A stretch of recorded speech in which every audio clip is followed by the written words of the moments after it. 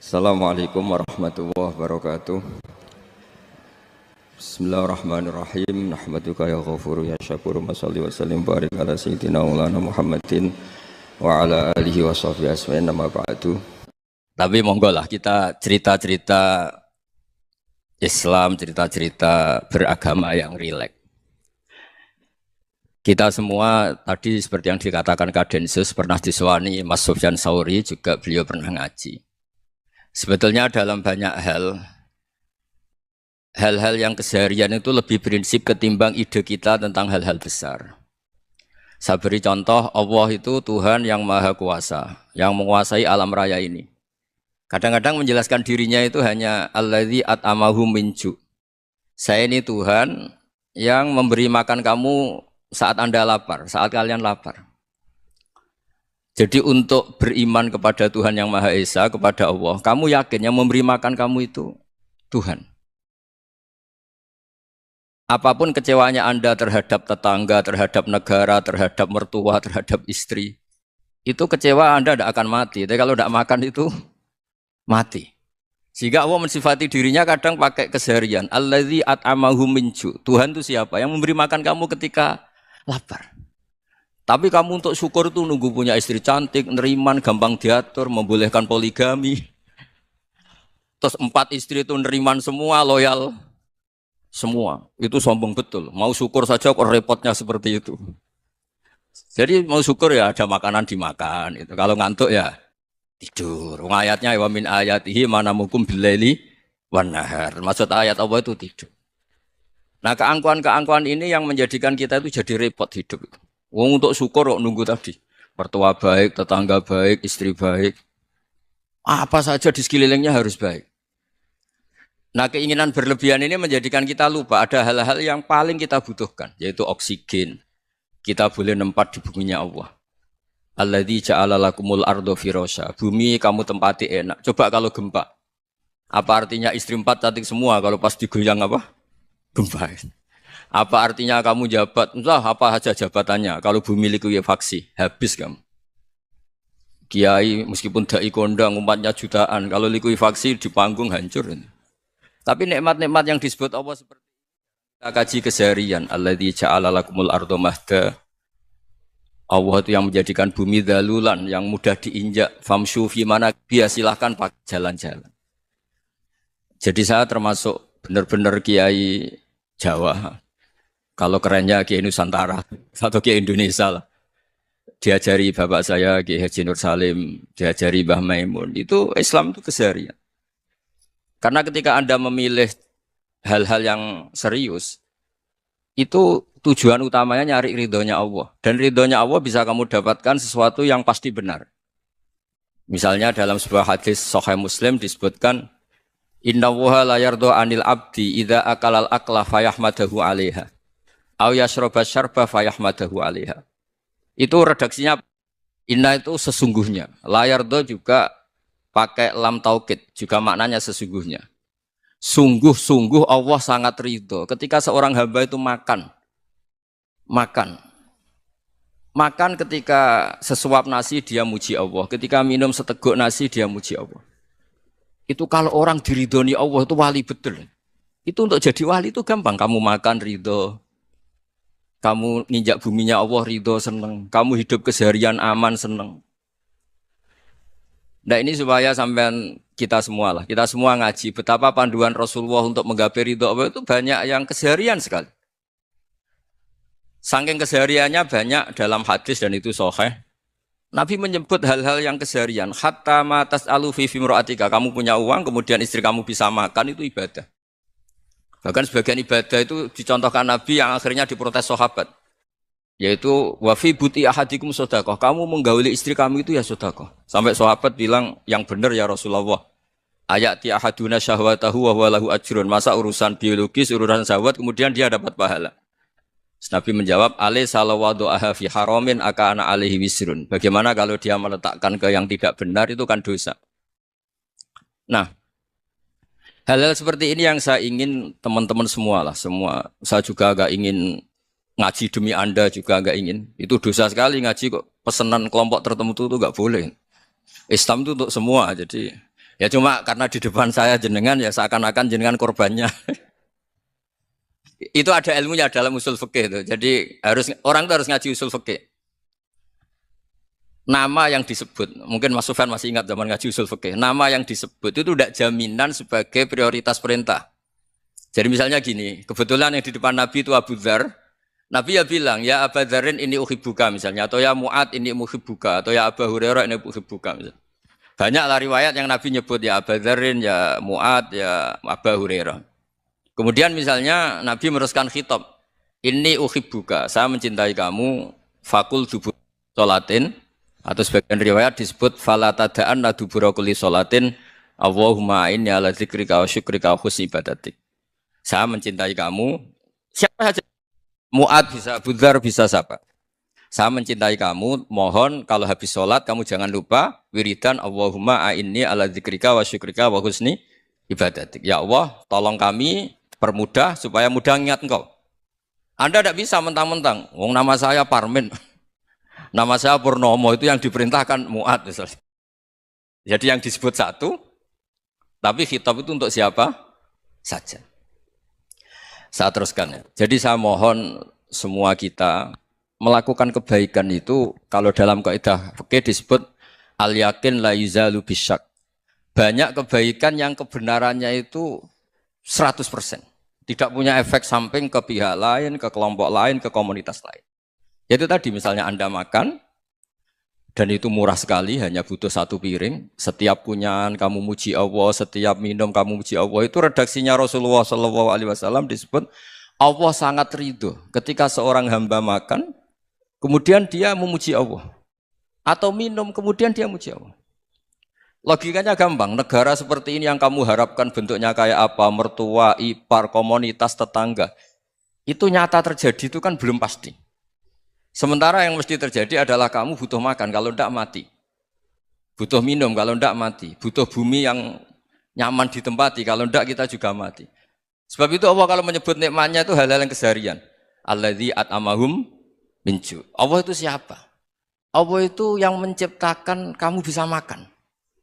Tidak berlebihan, Allah itu yang menciptakan kondisi sosial itu ideal. Zaman Nabi itu ya ada orang munafik. Orang-orang pilihan Allah itu juga diuji orang sekelilingnya yang macam-macam. Semua diuji sesuai konteks zaman dan waktu. Nah, tapi ada ibadah-ibadah yang selalu disarankan Nabi. Sampai Nabi itu pernah ditanya, ayul Islam ya khairun ya Rasulullah, Islam terbaik itu gimana? Jawabannya Nabi itu unik. It'amut to'am. Islam terbaik itu ya makan-makan, santai-santai. Ketika Allah menyebut beberapa kebaikan, falak tahamal aqobah, wa ma adrokan apa? Mal aqobah. Terusannya apa? Fakku rokobah. Terusannya apa? Au it'amun fiyaumin di masubaya. Atau acara makan-makan itu juga Islam. Kenapa? Ya bayangkan kalau tidak ada makanan, kita mati kan? Kondisi sosial tidak ideal itu Anda masih gak apa-apa. Tapi kalau Anda tidak makan, Anda tidak minum, kamu punya istri cerewet masih bisa hidup, punya mertua cerewet masih bisa hidup. Tapi kalau tidak makan bisa mati. Berarti penting mana istri sama makan? Penting mana? Makan. Semoga istri Anda dengar, nanti kamu disuruh makan tapi pulang deh. Itu kalau dibahasakan makan masih memahami. Penting mana nasi satu piring dengan istri. Enggak ada nasi mati, enggak ada istri belum mati. Penting mana? Gak berani jawab kan? Nah, ternyata Anda ada garang kan di depan istri. Jadi saya mohonlah, mungkin Mas Sufyan Sauri tadi yang bisa bantulah. Teman-teman tuh ngaji yang keseharian saja. Karena kita nyari ridho Allah itu berdasar firman Allah. Dan firman Allah itu menyebut keseharian tuh riang, gampang. Yaitu tadi misalnya wa min ayatihi manamukum billaili wan nahar. Termasuk ayat-ayat Allah itu kamu tidur. Maka dulu itu ada guyonan, ada tokoh Mu'tazilah, kelompok dalam Islam yang berpikir manusia itu bisa menentukan ikhtiarnya sendiri. Karena saya bisa duduk, ingin berdiri, berdiri. Karena kelompok ini enggak terima kalau semua kehendak Allah, nanti bagaimana kalau semua kehendak Allah kok ada hisab ya, ada sanksi. Lucunya itu dia akhirnya ini cerita ya, mencintai seorang perempuan cantik sekali. Dan itu dia menjadi ahli sunnah itu oleh hal-hal yang sepele. Karena istrinya cantik, Ya namanya suami istri itu hubungan intim. Terus ditanya, Mas, masih ingin lagi? Masih. Silahkan diulang lagi. Wah ya tidak bisa. Katanya manusia bisa menentukan yang diinginkan. Itu tobat itu. Itu nggak bisa ditobatkan Mas Sufyan Ats-Tsauri. Orang cantik yang mudah nobatkan orang itu orang cantik. Segampang itu. Akhirnya kita tahu. Makanya kalau dalam kitab Hikam itu disebut al-akil mayakul madza yaf'alu wa hubi wal ghafil mayakul madza af'al. Orang yang punya akal karena sadar ini wilayah Allah, semua milik Tuhan. Itu dia tiap hari berpikir, besok Allah akan melakukan apa terhadap dunia ini. Kamu merencanakan sesuatu mau plesir, ternyata gempa. Mau wisata ke Rusia, ternyata perang. Kamu tidak pernah tahu apa yang akan terjadi besok. Wa ma tadri nafsum madza taksibu ghadan. Tapi anda semua kita ini sering punya jadwal permanen. Makanya saya kalau diundang siapa saja, isane takdir. Yang jelas Gus ini acara penting. Ya masih acara penting nak pangeran ngersakno apa piye? Kok ape dadi pangeran? Kamu kok mau jadi Tuhan? Itu kadang ya kiai. Penting Gus acara ini jenengan harus memastikan bisa. Loh kamu itu yang ngajarin tauhid, sesuatu itu biadillah kok bilang-bilang apa pas? Pasti. Kalau maksa terus tak tobatkan dong kamu kata saya itu. Ya kalau gitu Gus bilang insya Allah. Wah itu hati saya, fisik saya, roh saya sudah bilang insya Allah. Tidak usah kamu latih kata saya. Nah hal-hal tauhid keseharian itu gampang sebetulnya. Wal ghafil yaqulu madza af'al. Tapi orang yang lupa Allah dia setiap hari bilang besok apa? Kita bisa melakukan apa? Seakan-akan dia itu aktor, dia penting, dia subjek permanen, dia. Padahal kita ini hanya objek kehendak Allah Subhanahu wa taala. Karena kita yakin sesuatu yang terjadi di alam raya ini kita tidak bisa apa-apa. Makanya saya sering ngaji, sering bilang saya. Ketika Anda mensifati Allah, Dia yang menghidupkan. Sudah itu tanamkan sehingga ketika kita mati santai saja. Kenapa santai? Allah punya cara menghidupkan kita. Zaman kita hidup juga gak tahu caranya ngelola jantung, ngelola paru-paru. Kamu juga gak tahu ngelola oksigen yang tidak beracun, tidak ngandung polusi. Tahu-tahu hidup. Gak ingin tua ya tahu-tahu tua, gak ingin mati tahu-tahu mati. Selama ini kita hidup juga gak tahu apa sebetulnya. Hanya gaya tok, punya jadwal, punya planning. Kalau kamu bisa menentukan pilihan Anda, pasti Anda istrinya cantik, 4 neriman semua, kona'ah semua. Nyatanya enggak kan? Ada 1 jelek, cerewet. Wah itu kan, nyatanya enggak bisa apa-apa Anda kan? Dan kamu bawa mati lagi. Itu kan, istri Anda juga gitu, punya keinginan, punya suami yang ganteng, yang jabat, yang neriman, yang enggak poligami. Ya enggak kesampaian juga. Kalau kita ngitung tingkat kegagalan kita itu gagal terus. Ya kan? Nah, terus ingat Allah, madza yaf'alu wa hubi. Orang yang punya akal selalu berpikir Allah itu menghendaki apa terhadap saya. Lalu sama-sama orang itu. Ngelihat orang yang serius, itu kata Anda itu pemikir berat, serius. Senang punya tokoh yang merengut karena kamu anggap serius. Tapi sebagian orang nganggap orang yang serius itu wong merengut, wong masam, wong muka kok ditekuk. Jadi sama itu hati ya muqallibal qulub tsabbit qalbi ala dini, karena kita enggak tahu cara berpikir kita tentang orang lain, tentang sekeliling kita. Misalnya kita orang baik yang jenis ngrumat fakir miskin. Ada orang bangun masjid mewah itu janggal. Apa artinya masjid mewah kalau banyak orang kelaparan? Tapi kalau yang jenis pendidikan apa artinya masjid mewah kalau enggak bisa ngaji? Nanti yang jenis infrastruktur apa artinya ini kalau semuanya punya sudut pandang yang berbeda-beda. Dan Islam mengapresiasi semua kebaikan. Tapi katakan semua kebaikan itu adalah kehendak Allah Subhanahu wa taala. Karena apapun baik Anda itu pakai fasilitas yang diberikan oleh Allah Subhanahu wa taala. Sehingga ini yang disebut qulillah tsumadarhum fi khawdihim yal'abun. Ya kembali tadi ke tema-tema bahwa keseharian Anda ini sudah Islami. Saat Anda tidak bisa melakukan apa saja. Saya sering ada jenazah, biasanya kalau tetangga meninggal saya sering disuruh ngelepas. Saya bilang orang ini baik, karena sering ngelamun di rumah, sering nganggur di rumah. Ditanya sama anaknya, kenapa Gus nganggur baik? Ya kalau dia nganggur artinya juga enggak berbuat sesuatu yang maksiat kan? Ya kan, orang nganggur di rumahnya ya enggak bunuh orang, enggak maling, enggak korupsi, ya namanya nganggur di rumah. Lah cuma istri cara pandang nganggur enggak menghasilkan uang gitu. Tapi juga enggak menghasilkan kriminal kan? Jadi sebenarnya Islam itu makanya kalau sampai ngaji usul fikih itu ada kitab usul fikih namanya Lubul Usul, itu terkenal sekali di pesantren itu. Itu kalau ngapresiasi keseharian itu luar biasa. Izma min mubahin illa wa yatahaqqaqu bihi tarku haramimma. Karena keseharian yang mubah saat Anda lakukan itu ada kehebatan yang luar biasa, yaitu meninggalkan haram.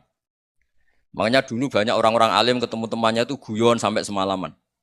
Itu biasanya yang semangat Islam itu kiai kok tidak tahajud, kiai kok tidak witir.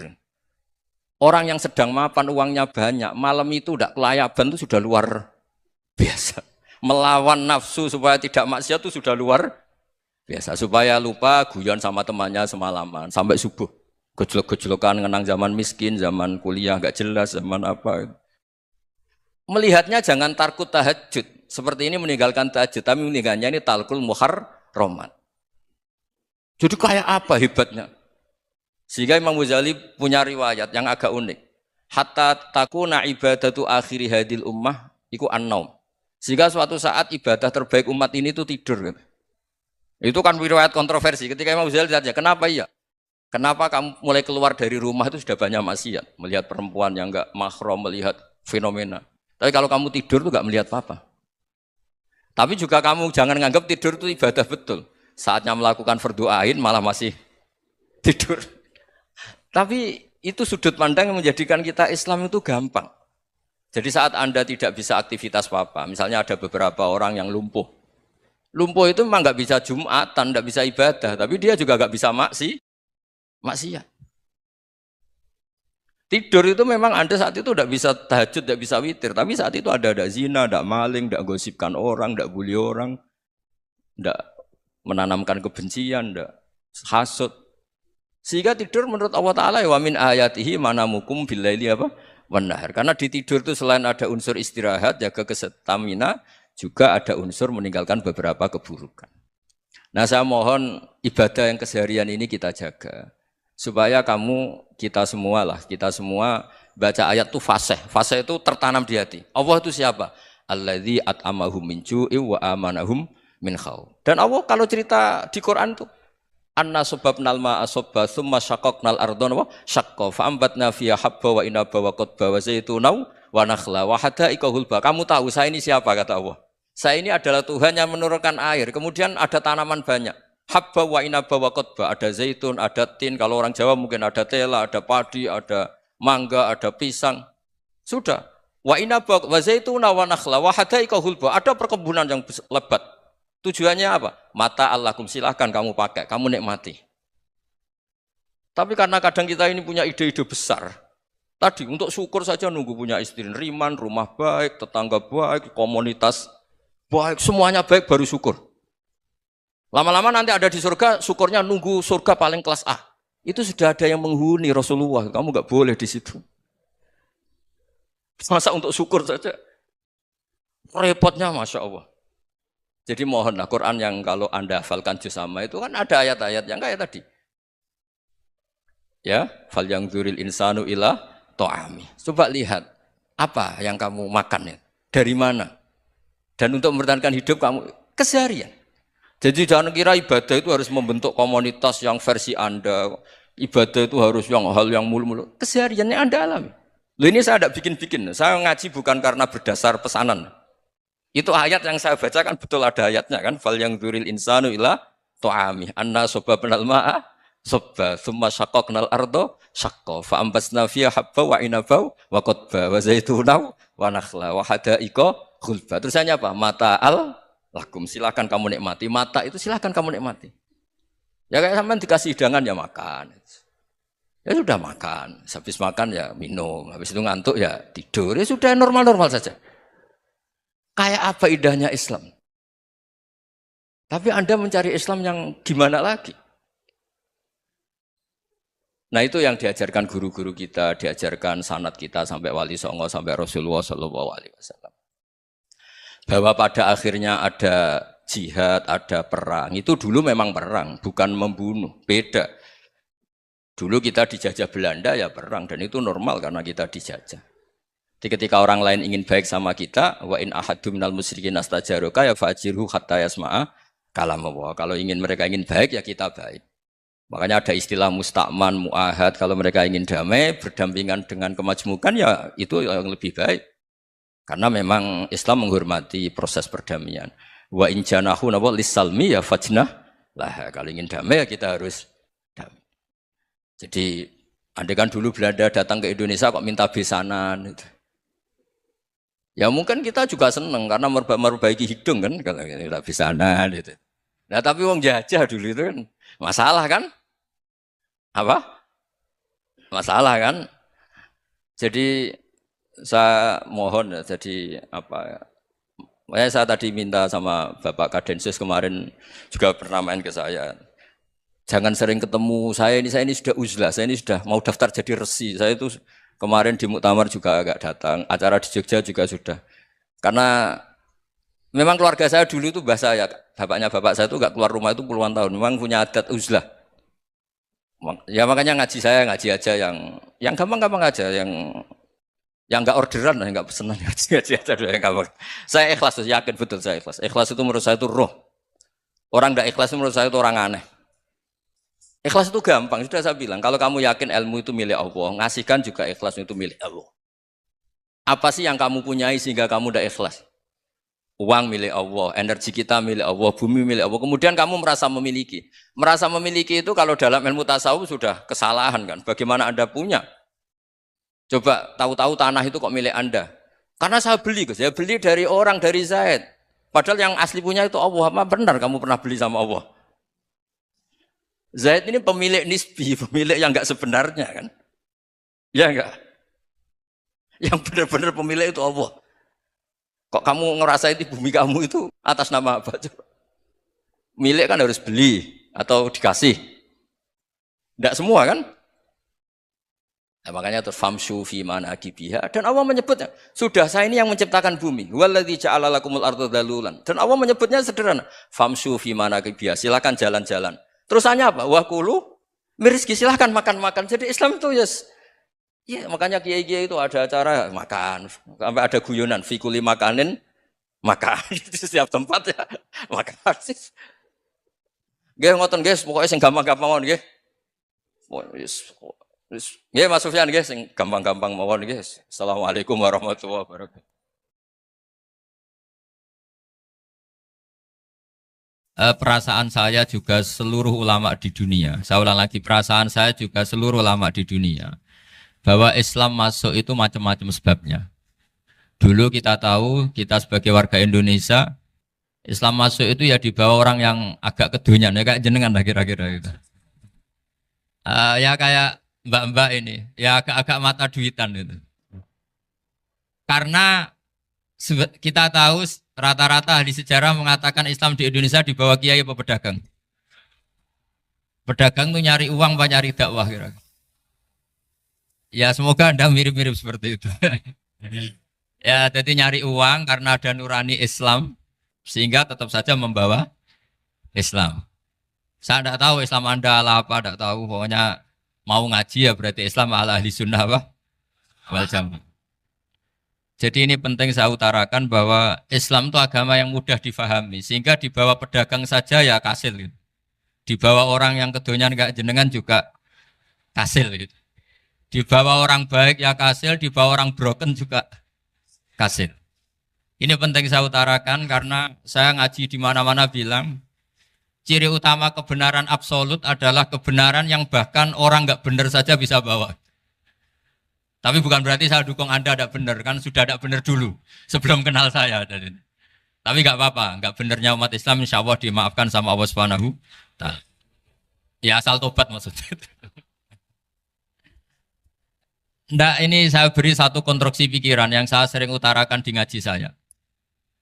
Sampai sekarang saya coba, saya tes ini kan di kampus ya, di apa bacanya ini Kim University yang global leader apa in the world itu. Ini keren lah. Jadi acara ilmiah kita ditakdir di gedung apa? Kampus, gedung universitas di begini. Kalau 1 ditambah 1 2 itu namanya hakikat. Ciri utama hakikat adalah siapapun akan menerima. Saya sekarang tanya sama Anda, kira-kira 1 tambah 1 2 itu musuh Anda pun mengatakan 2 apa tidak? Ya. Pekerja Korea ya bilang 2, rektor Al-Azhar juga bilang 2. Kamu yang sekarang sedang mungkin sebagian broken sama istri juga bilang 2. Istri kamu yang mangkal sama kamu juga bilang dua. Yang cemburu ya bilang dua, yang dicemburuin juga bilang dua. Karena begitu mudah kebenaran absolut diterima oleh siapa saja. Begitu juga eksistensi Allah sebagai Tuhan. Itu mudah diterima oleh siapa saja. Sehingga pembawanya tidak perlu seorang kiai atau gus atau mubalek atau ketua muin, tidak. Cukup karyawan pekerja Korea. Karena kebenaran absolut itu kebenaran yang mutlak. Siapa saja yang waras pasti ngakui. Kira-kira orang yang berpikir sehat pasti berpikir begini, ini yang diajarkan Quran. Bumi ini kadung wujud. Sudah wujud kadung wujud, punya eksistensi. Mungkin nggak sesuatu yang wujud, kemudian disebabkan oleh sesuatu yang nihilisme, yang tidak ada. Mungkin enggak? Enggak mungkin. Yang namanya penyebab itu harus sesuatu yang wujud. Di mana-mana penyebab itu harus punya eksistensi. Karena langit dan bumi ini kadung wujud, pasti penyebabnya adalah wujud. Karena wujud penyebab harus bersifat super.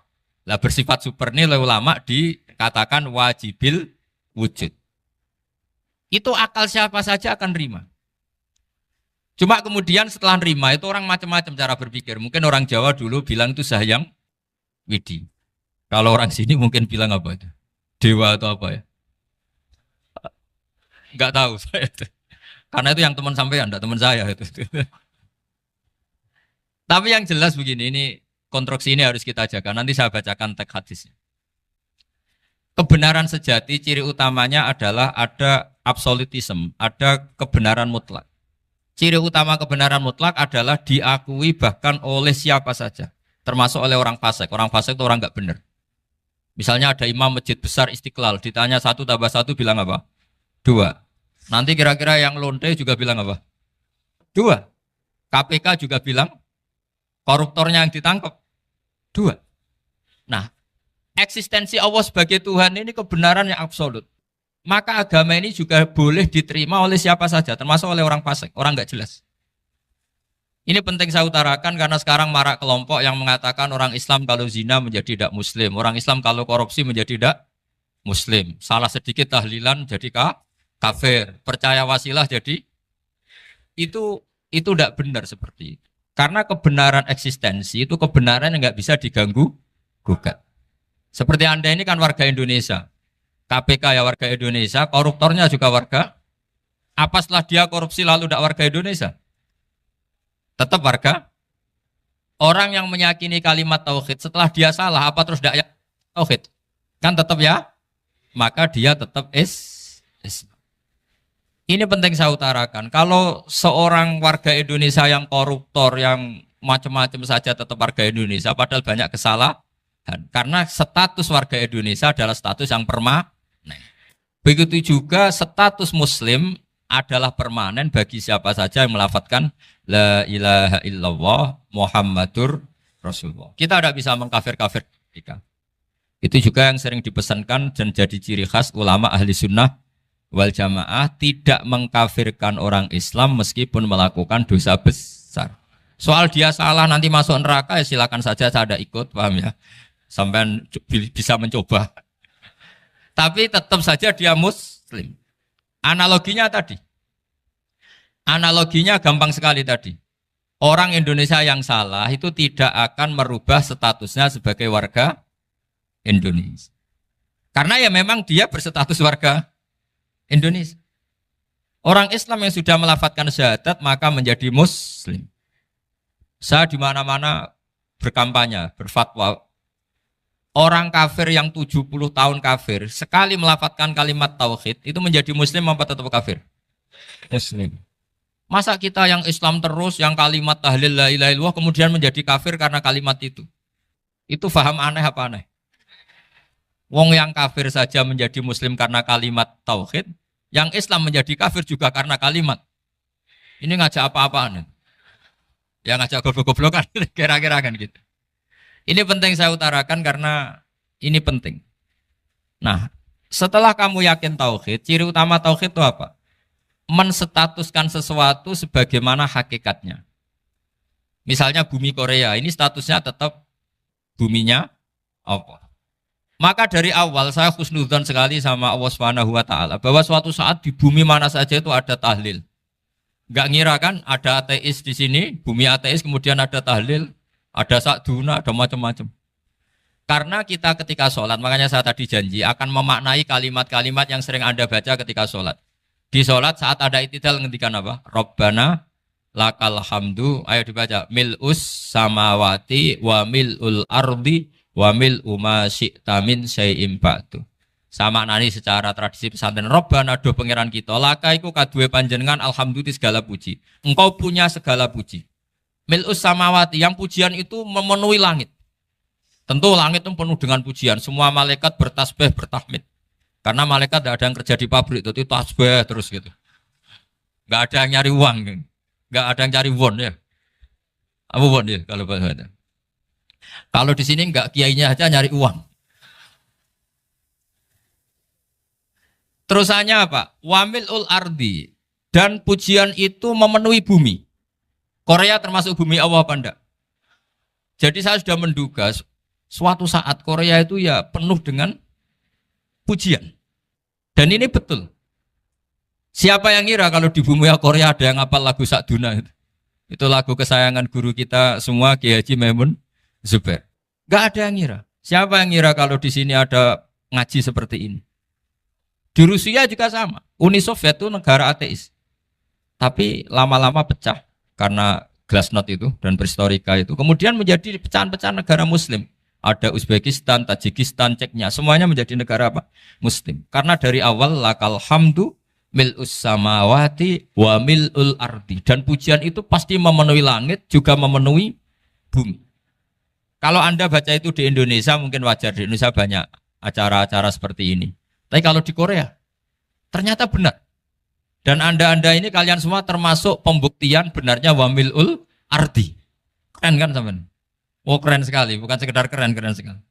Makanya saya jarang diundang pengajian mau, tapi diundang di Korea mau. Tapi saya ada niat datang undangan, memang saya ingin datang. Jadi, ya karena itu. Ini bentuk penghormatan saya. Bentuk penghormatan saya bahwa pada akhirnya benar-benar lakal hamdu mil'us samawati wa mil'ul ardi. Jadi Anda tidak perlu pesimis, dulu Indonesia juga seperti itu. Banyak Buddha, Hindu, semacam ateisme. Kemudian berkatnya para ulama sekarang jadi negara yang mayoritas Muslim. Korea, barokahnya orang-orang kedonyan seperti ini banyak Islam itu. Enggak apa-apa. Karena sebagian agama Islam, sebagian sejarah ditulis di bawah pedagang-pedagang Gujarat. Kira-kira orang Gujarat ke Indonesia dulu yang namanya pedagang cari apa? Uang. Tapi namanya orang Islam, hatinya tetap adanya tauhid. Nyari uang ya tetap sambil dakwah. Kalau yang ke Korea langsung kiai mungkin tidak seramai ini Islam. Karena kalau kiai datang langsung dicurigai jadi misionaris. Jadi ribet malah. Tapi kalau sampean nggak ada yang curiga. Namanya pekerja, pekerja saja nyari uang. Dan itu memang fakta. Cuma kadang ya sadar terus ya bagus lah seperti itu. Nggak apa-apa. Maksud saya ini saya memberi support, memberi tasjek bahwa Allah itu luar biasa. Jadi kalau ingin menyebarkan agamanya macam-macam. Kadang kiai tidak bisa mengislamkan orang, itu anak-anak mahasiswa pacaran, itu banyak yang pacarnya itu masuk Islam. Tapi sampean jangan bilang pacaran halal, ya tidak pernah halal. Tapi Allah kalau menghendaki memberi hidayah itu jalannya macam-macam. Ada yang lewat kerja, coba yang bayangkan ada tahlilan di Korea itu semua kiai tidak pernah bayangkan. Tapi setelah banyak pekerja di sini, kemudian mereka insaf atau sedang insaf, tidak tahu ini. Sampai kapan insafnya juga tidak tahu. Tapi yang jelas ini hebat. Ini apa? Hebat. Tahu-tahu ya seperti ini. Makanya iman saja Rabbana lakal hamdu mil'us samawati wa mil'ul ardi. Masih ditambahi wa mil'u ma syi'ta min syai'im ba'du. Karena Allah itu zat yang tidak terperikan, zat yang tidak terbatasi. Maka pujian di langit dan bumi ini masih kurang. Masih ada apa saja yang nanti akan dipenuhi oleh pujian kepada Allah Subhanahu wa ta'ala. Wa mil'u ma syi'ta min syai'im ba'du. Dan pujian kepada Engkau ya Allah akan memenuhi semua ruangan yang Engkau kehendaki. Mungkin suatu saat negara-negara yang sekarang yang paling minim Islam itu di Amerika Selatan. Kayak di Argentina dan sebagainya. Itu nanti suatu saat Nanti suatu saat juga penuh dengan pujian karena tetap Rabbana lakal hamdu mil'us samawati wa mil'ul ardi wa mil'u ma syi'ta min syai'in ba'd. Saya di Jogja setiap akhir ngaji saya ajarin wiridan. Mungkin wiridan ini tidak asing bagi jenengan karena sering saya baca subhanallah wa bihamdihi adada khalqihi wa ridho nafsihi wa zinata arsyihi wa midada kalimat. Bahwa kita memuji Allah itu adada khalqi sesuai jumlah makhluk Allah. Semua makhluk Allah meskipun kelihatannya mengecewakan, ini semuanya memuji sama Allah Subhanahu wa taala. Meskipun kadang kita kecewa, kadang kita tidak cocok. Coba barokahnya Anda ini agak-agak kecewa gitu dengan Indonesia karena nggak menyediakan lapangan kerja untuk Anda. Tapi ya nggak kecewa-kecewa amat ya, agak-agak saja. Karena Anda tetap semua mencintai Indonesia. Gara-gara agak-agak kecewa cari negara lain. Akhirnya di Korea, ada yang di Jerman, ada di Inggris. Tapi bawaan pernah ngaji di musola, Islam ini ke bawah. Sehingga karena Islam ini ke bawah, tahu-tahu ada komunitas yang memikirkan Islam. Umumnya orang mikir Islam itu ya bikin masjid. Kalau di Korea unik, nyewa apa? Nyewa gedung untuk masjid. Itu kalau diceritakan di Indonesia aneh. Ini masjid sewaan. Masjid. Tapi kalau di sini lazim, karena kalau beli mahal ya cukup sewa. Saya tidak tahu kalau dalam terminologi agama tempat Anda sujud ini nanti jadi saksi di akhirat. Itu yang permanen apa yang sewaan tidak tahu. Jadi nanti bumi ini tanya, ya saya ya Allah pernah dipakai sujud, tapi setelah 1 tahun nggak kuat menambah lagi. Makanya saya dukung tadi yang ada gerakan masjid apa. Sebenarnya permanen nggak permanen itu tetap bagus, ada usah memaksakan. Yang jelas saya sudah ikut nyumbang lelang tadi, dan saya berharap uang itu benar-benar untuk masjid. Kalau untuk takmirnya juga gak apa-apa, yang penting untuk menghidupi masjid. Saya juga termasuk kiai yang gak suka kalau hukum itu terlalu fanatik. Misalnya uang ini untuk masjid, kemudian imamnya diterlantarkan. Karena alasannya ini untuk masjid. Imam kan gak masjid. Nah ini kalau imamnya gak diservis, kemudian mutung terus pulang ke Indonesia. Ini jadi masalah. Tapi saya juga gak suka kalau ada negara gitu. Betul-betul saya gak suka. Yang imamnya itu terlalu diservis. Ini buruk sekali kan. Pernah ada anekdot, ini anekdot tapi nyata. Ada negara yang sangat sehat, Islamnya sangat sehat. Itu imamnya 1 bulan tuh digaji 70 juta. Kira-kira 70 juta dibagi 1 hari berapa? 5 sholat ya? 5 kali 30 berapa? Kira-kira saja. 150. Berarti per sholat dapat berapa ya? Kira-kira. Kan biasa potong gaji kalau berapa kira-kira? Singkat cerita, si kiai dari luar negeri tadi cerita apa Indonesia? Kiainya miskin-miskin, datang ke masjid kan kadang pakai ontel, adzan sendiri, qomat sendiri, sholat sendiri kadang. Itu nasib orang-orang Sragen dan Salatiga sebagian. Itu yang lapor karena mereka gitu. Kalau Rembang insya Allah enggak. Tapi ada semuanya Salatiga, sebagian begitu.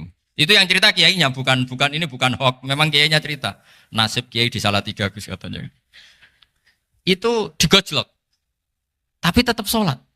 Sehingga cerita orang tadi cerita, imamnya di sana naiknya Mercy, muadzinnya pakai BMW. Itu tetangga sebelah Indonesia banyak yang fasilitas imam seperti itu. Karena gajinya sampai 70 juta. Setelah dia cerita bangga karena negaranya mengapresiasi imam sholat, sama kiai Indonesia dia omongin gini, makanya kamu sholat terus, takut potong gaji ya. Gitu. Itu kagetnya bukan main dia. Dikira itu satu sifat kelebihan negaranya, ternyata buruk sekali karena imam sholat karena takut potongan gaji. Akhirnya kiai Indonesia bangga, alhamdulillah kita sholat tanpa gaji. Dan tetap sholat. Keren mana yang digaji sama Anda? Ini yang di atas ini banyak calon imam. Tidak keren mana imam yang digaji sama Anda? Keren yang enggak. Tapi kalau pertanyaannya dibalik, keren mana jamaah yang peduli imamnya sama yang enggak peduli? Jadi jawabannya harus tetap seperti itu. Imamnya keren yang ikhlas. Tapi jamaahnya keren yang peduli imamnya. Jelas ini ya fatwa saya ya. Gimana? Imamnya baik yang ikhlas. Tapi jamaahnya baik yang peduli nasibnya. Tapi sekali imam dari awal gak ikhlas itu harus di PHK. Itu bahaya bagi agama kalau awalnya sudah ada ikhlas. Karena nanti setelah habis subuh terus dihitung. Wong setahu saya sholat terus kok kenapa gajinya tinggal segini? Ya, setahu saya sholat terus kok gajinya tinggal segini. Terus nanti takmirnya bilang, kemarin duhur Pak Yai tidak ngimamin. Kemarin asar tidak ngimamin. Terus dihitung. Bisa enggak agama akan berjalan seperti itu? Enggak. Ya makanya pertanyaannya tadi, suka atau punya imam ikhlas? Suka. Tapi imamnya juga suka kalau jamaahnya peduli. Ini penting. Jadi saya mensupport Anda, mensupport kalian semua bahwa agama ini akan diurus oleh Allah Subhanahu wa taala. Makanya Sayyidina Umar radhiyallahu anhu kalau disuruh mikir agama itu tidak mau. Tidak mau betul.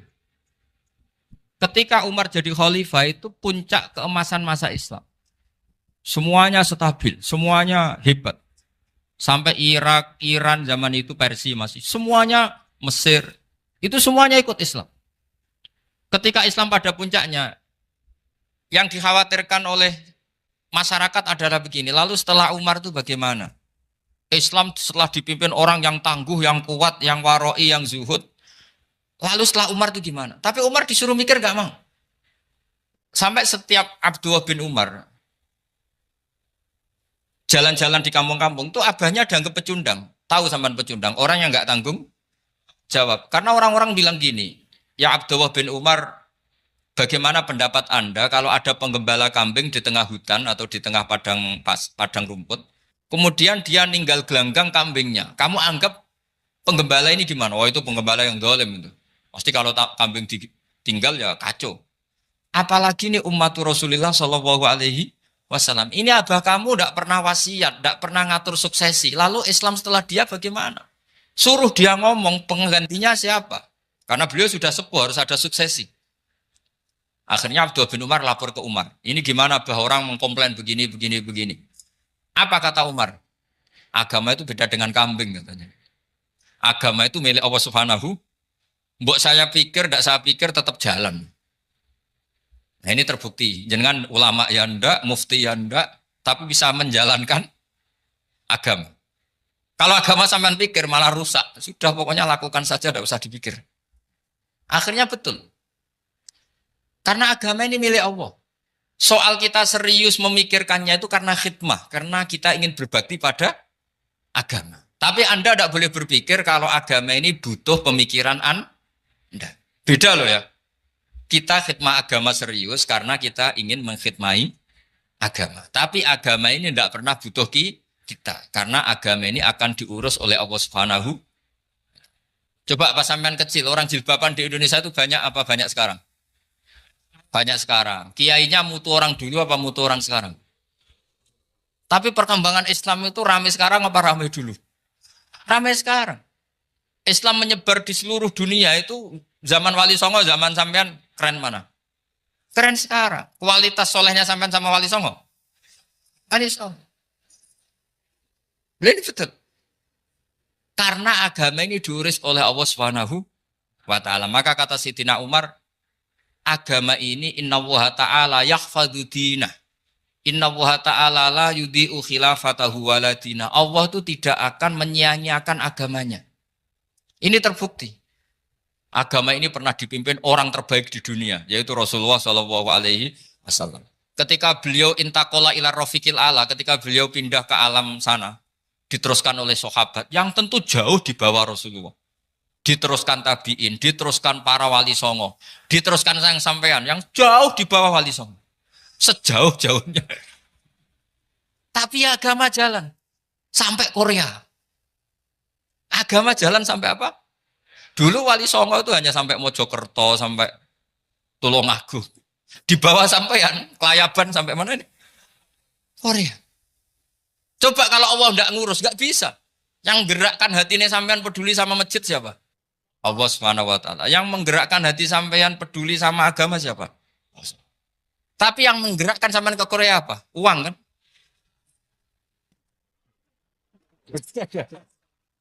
Enggak, enggak apa-apa, jujur saja, jujur ya, santai aja. Ini bagian dari keramatnya jenengan. Niatnya agak bener tapi dibenerin Allah di sini. Dari awal niatnya kan uang, uang, uang gitu. Tapi setelah di Korea dibenerin Allah. Mbok ingat agama gitu. Keren kan? Makanya yang syukur sama Allah Subhanahu wa taala. Yang bisa hanya Allah taala. Makanya dalam dunia kiai selalu baca apa? Alhamdulillah alladzi hadana li hadza wa ma kunna linahtadiya laula an hadana Allah. Alhamdulillah kita diberi hidayat seperti ini. Kalau tidak Allah tidak bisa. Sudah mata duitan, kadang istri ngomel, mertua tidak percaya. Sudah setengah-setengah broken gini saya tahu sampai ke Korea itu karena broken pas saking sayangnya keluarga. Potensinya hanya dua. Dibela-belain kerja demi keluarga atau agak broken maka ke sini. Tapi apapun potensi itu tetap baik. Itu takdir sudah, itu takdir tidak usah dibicarakan. Semua itu apa? Karena orang kalau sedang rukun ya tidak mau tukaran, kalau sedang tukaran ya tidak mau rukun. Itu sudah semuanya takdir. Kata bapak saya dulu kalau ada orang mau jualan tanah, Pak Yai tanah saya mau saya jual. Ini gimana padahal ini tanah warisan. Kata bapak, nak waya adol ya adol. Memang ini saatnya jual ya jual saja. Nanti kalau kaya saatnya beli ya beli saja. Karena kalau sudah saatnya jual mau beli ya nggak mungkin kan. Mau memang saatnya jual. Kalau sudah kaya kan nggak mungkin jual tanah. Saatnya beli. Maka semoga masalah di keluarga sampean ya masalah musiman. Maksudnya yang tukarannya ini musiman, yang rukunnya permanen. Jangan tukarannya permanen, rukunnya musiman. Setelah melihat yang lebih cantik, katut babon, nggak tahu saya nggak tahu. Nah ini semoga katut masjid ini bagian dari kafaroh sampean itu. Jadi kafaroh kesalahan-kesalahan di sampean. Ini penting saya utarakan karena agama itu beda. Agama ini diurus oleh Allah Subhanahu. Jadi kita mengerahkan pemikiran itu bukan karena kita akan menyelamatkan agama ini, tidak. Agama ini diselamatkan oleh Allah Subhanahu wa taala. Coba kayak apa Uni Soviet kuatnya itu. Mengkooptasi supaya orang semuanya ateis, semuanya komunis. Itu 100 tahun Uni Soviet begitu. Tapi orang-orang Uzbek, Ceknya, Tajikistan tetap ngajari anak-anaknya tauhid. Itu ada yang cerita itu sampai mengajarkan tauhid itu di bawah tanah, di basement. Tapi Allah menghendaki Rusia itu Uni Soviet jatuh. Ketika jatuh, negara-negara ini langsung menjadi negara Islam, yaitu Uzbek, Tajikistan, Ceknya. Mungkin nggak mereka langsung menjadi negara Islam, andai kan saat menjadi Uni Soviet benar-benar menjadi ateis. Nggak mungkin kan? Karena saat dikooptasi Uni Soviet, akidah mereka tetap tauhid. Cuma nggak berani muncul. Artinya apa? Uni Soviet nggak bisa menghabisi Islam. Kurang kerennya Uni Soviet zaman itu. Bisa nggak menghabisi Islam? Nggak bisa. Donald Trump dulu termasuk Islamfobia. Tapi setelah dia anti-Islam, malah orang Amerika demo supaya memperhatikan Islam. Nggak bisa. Makanya Korea pun nggak bisa menghabisi Islam. Kalau sampean menghabisi Islam sendiri bisa. Karena terus nggak mau sholat, nggak mau zakat, itu sampai. Tapi sampean tahu yang Islamnya habis, Islam tetap baik-baik saja. Makanya ini penting saya utarakan, supaya kamu pede. Bahwa agama ini pernah dibawa orang yang pedagang. Ya soal ada sebagian pendakwah yang ikhlas ya banyak, tapi sejarah yang gampang kita lihat adalah Islam itu dibawa oleh apa? Pedagang Gujarat, pedagang India. Nggak apa-apa, sejarah itu meskipun sebagian menentang nggak apa-apa, tapi sejarah itu tetap ada. Pasti sebagiannya memang seperti itu, dan itu tidak masalah. Saya ulang lagi, itu tidak masalah. Coba dulu pemain bola kalau di Inggris itu kalau mau sholat susahnya bukan main. Apalagi kalau mau puasa. Kalau di sini kerja puasa katanya mati lu kalau apa? Puasa. Kalau mau sholat katanya dicari mana ini berhalanya kok. Kata orang-orang ateis kan gitu, dicarikan patungnya. Kali ini sholat kok gak ada patungnya, ini gimana ini. Ya ngalamin gitu. Tapi Allah Maha Kuasa. Banyak investor mana itu Dubai atau Qatar yang tertarik investasi di dunia bola. Kayak Sulaiman Al-Fahim makanya beli Manchester City. Itu sekarang pelatihnya negara orang sholat gak berani. Bahkan di tengah stadion dibangunkan masjid. Kalau sampai daftar jadi muadzin bisa. Apa nyanyi Sakduna di sana juga bisa. Dulu Aljazair bencinya bukan main. Apa Perancis sama orang Islam itu bencinya bukan main. Barokahnya Zidane pemain bola. Dan juara dunia. Terus Zidane turunan Aljazair. Akhirnya orang Perancis itu mencintai Islam. Itu barokahnya sepak bola. Allah punya sekian cara untuk mengenalkan Islam. Di Prancis dikenalkan lewat pemain sepak bola. Nah di Korea ini yang agak unik dikenalkan lewat pecinta wong. Saya jamin ini tidak apa-apa, sudah tidak apa-apa, sudah aman, pokoknya aman. Jamin aman. Pokoknya alhamdulillahilladzi hadana lihada wa ma kunna linahtadiya laula an hadana. Karena agama ini dibawa oleh Allah Subhanahu wa taala, yang menjaga juga Allah Subhanahu wa taala. Sama tidak usah khawatir. Kalau ada kelompok tertentu yang mengkhawatirkan Islam, sekarang Islam bahaya gini-gini, itu kurang roja, itu kurang optimis itu. Harapannya sama Allah tipis, harus ngaji lagi.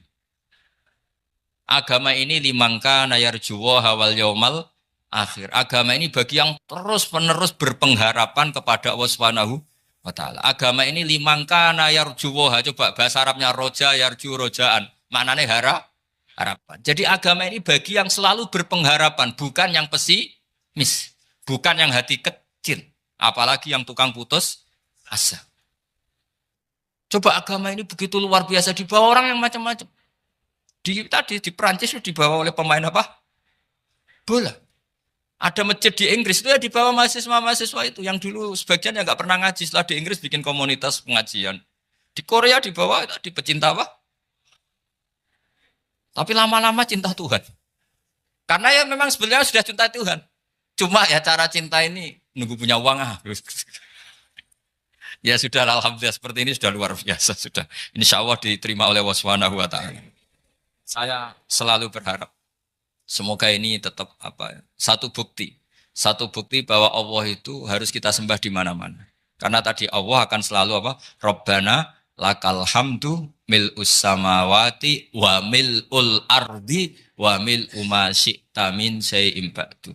Bahwa pujian kepada Allah akan selalu memenuhi langit dan memenuhi bumi. Bumi Korea termasuk buminya Allah. Makanya pegangan yang saya minta sama pengurus untuk di-share adalah Dawai Rasulullah Shallallahu Alaihi Wasallam. Mungkin nanti panitia harus mengeser itu. Ini Musnad Ahmad, riwayat dari Imam Ahmad. Al-Bilad bila dua. Sudah punya?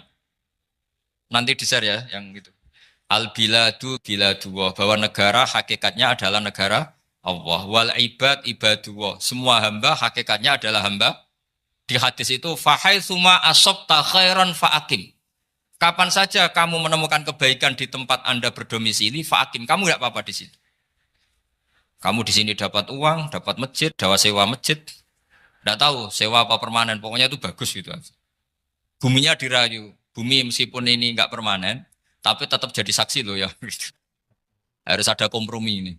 Karena kalau dengar orang Indonesia jadi aneh, masjid kok nyewoi. Tapi aneh di Indonesia, ada aneh di sini. Sampean tenang saja.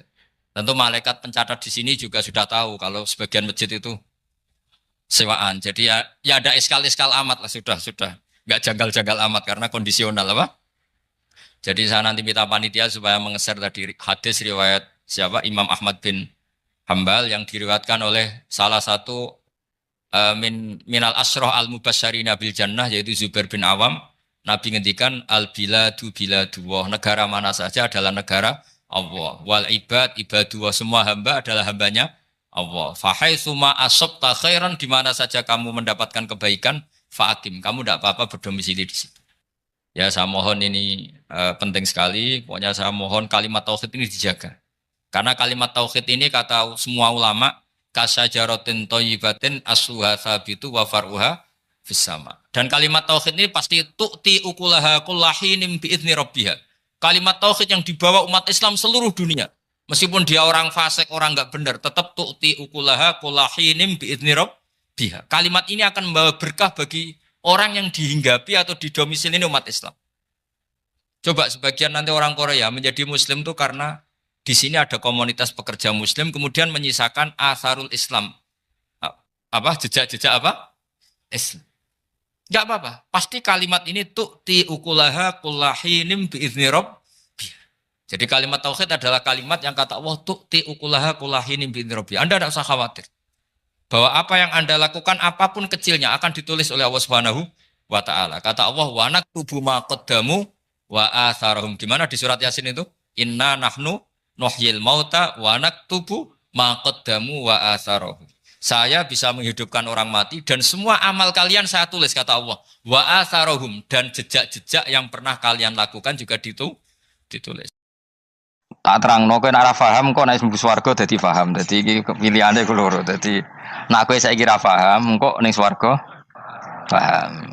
Nek saiki paham kesuk ben bun neraka dadi ra paham. Dadi mun ra usah direncana mlebu napa? Neraka wae mlebu dhewe ra usah direncanakno mun.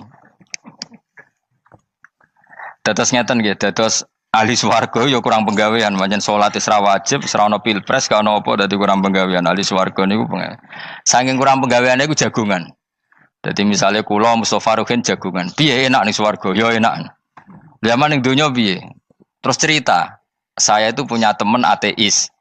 Saya punya teman komunis yang ketika pertemanan dengan kita sering menghina kita karena kita ini percaya adanya hari kebangkitan. Teman saya itu sering melecehkan idza mitna wa kunna turaba wa idzaman aina lamadinun. Masa kita sudah jadi debu, jadi tulang belulang, kemudian kita akan dibalas amal-amal kita. Jadi singkat cerita, ini nunjukno nak wong soleh oleh kancanan wong dolim. Ya ini catatan ya, bahwa orang soleh itu zaman ning dunya oleh kancanan wong napa? Dolim. Buktinya yang soleh ini masuk surga. Kemudian kenangannya punya teman ateis. Zaman di dunia punya teman apa? Ateis. Entah temannya itu teman kerja atau teman kantor. Tentu tidak teman dalam akidah. Mungkin akidahnya tetap kita Islam, mereka ateis. Tapi teman, entah faktor kantor, entah faktor profesi, entah faktor kerabat. Tapi yang jelas si orang penduduk surga ini punya kenangan, kami dulu punya teman ateis. Ini kanali korin. Yang teman saya yang anti Tuhan itu mengatakan, melecehkan saya, aidza mitna wa kunna turaba wa idzaman aina lamadinun. Masa kita sudah jadi debu, jadi balung, tulang belulang, kemudian kita dihisab. Atau kita nanti ada hari balasan. Nah terus ketika jagungan ini, tadi saya bilang ahli swarga kurang penggawean. Lah piye delok piye? Jare kanca-kancane, "Moh aku ora melok di kanca." Jadi fayakuluna lah. Jadi ketika Ruhin muni ape delok jare Mustofa, jare Kifat, "Moh aku gak kancaku, delok dhewe." Jare. Lah si Ruhin kan wong kurang penggawean, mulai ning donya sampe ning swarga. Terus delok. Terus fattala'a fara'ahu fi sawail jahim. Bareng dekne delok roh kancane kejet-kejet ning neraka. Seneng dekne. Jadi wong nak hasud tu nanti ning swarga aja hasud. Seneng terus muni ngene, tawahi ing kita laturdin. Dulu kamu hampir saja menyesatkan saya. Artinya zaman dia ateis sempat ngerayu supaya Ruhin dadi napa? Ateis. Gue Islam ya tetep kere, melok ateis ae. Wes kere, zina rawani, maling rawani gak enak.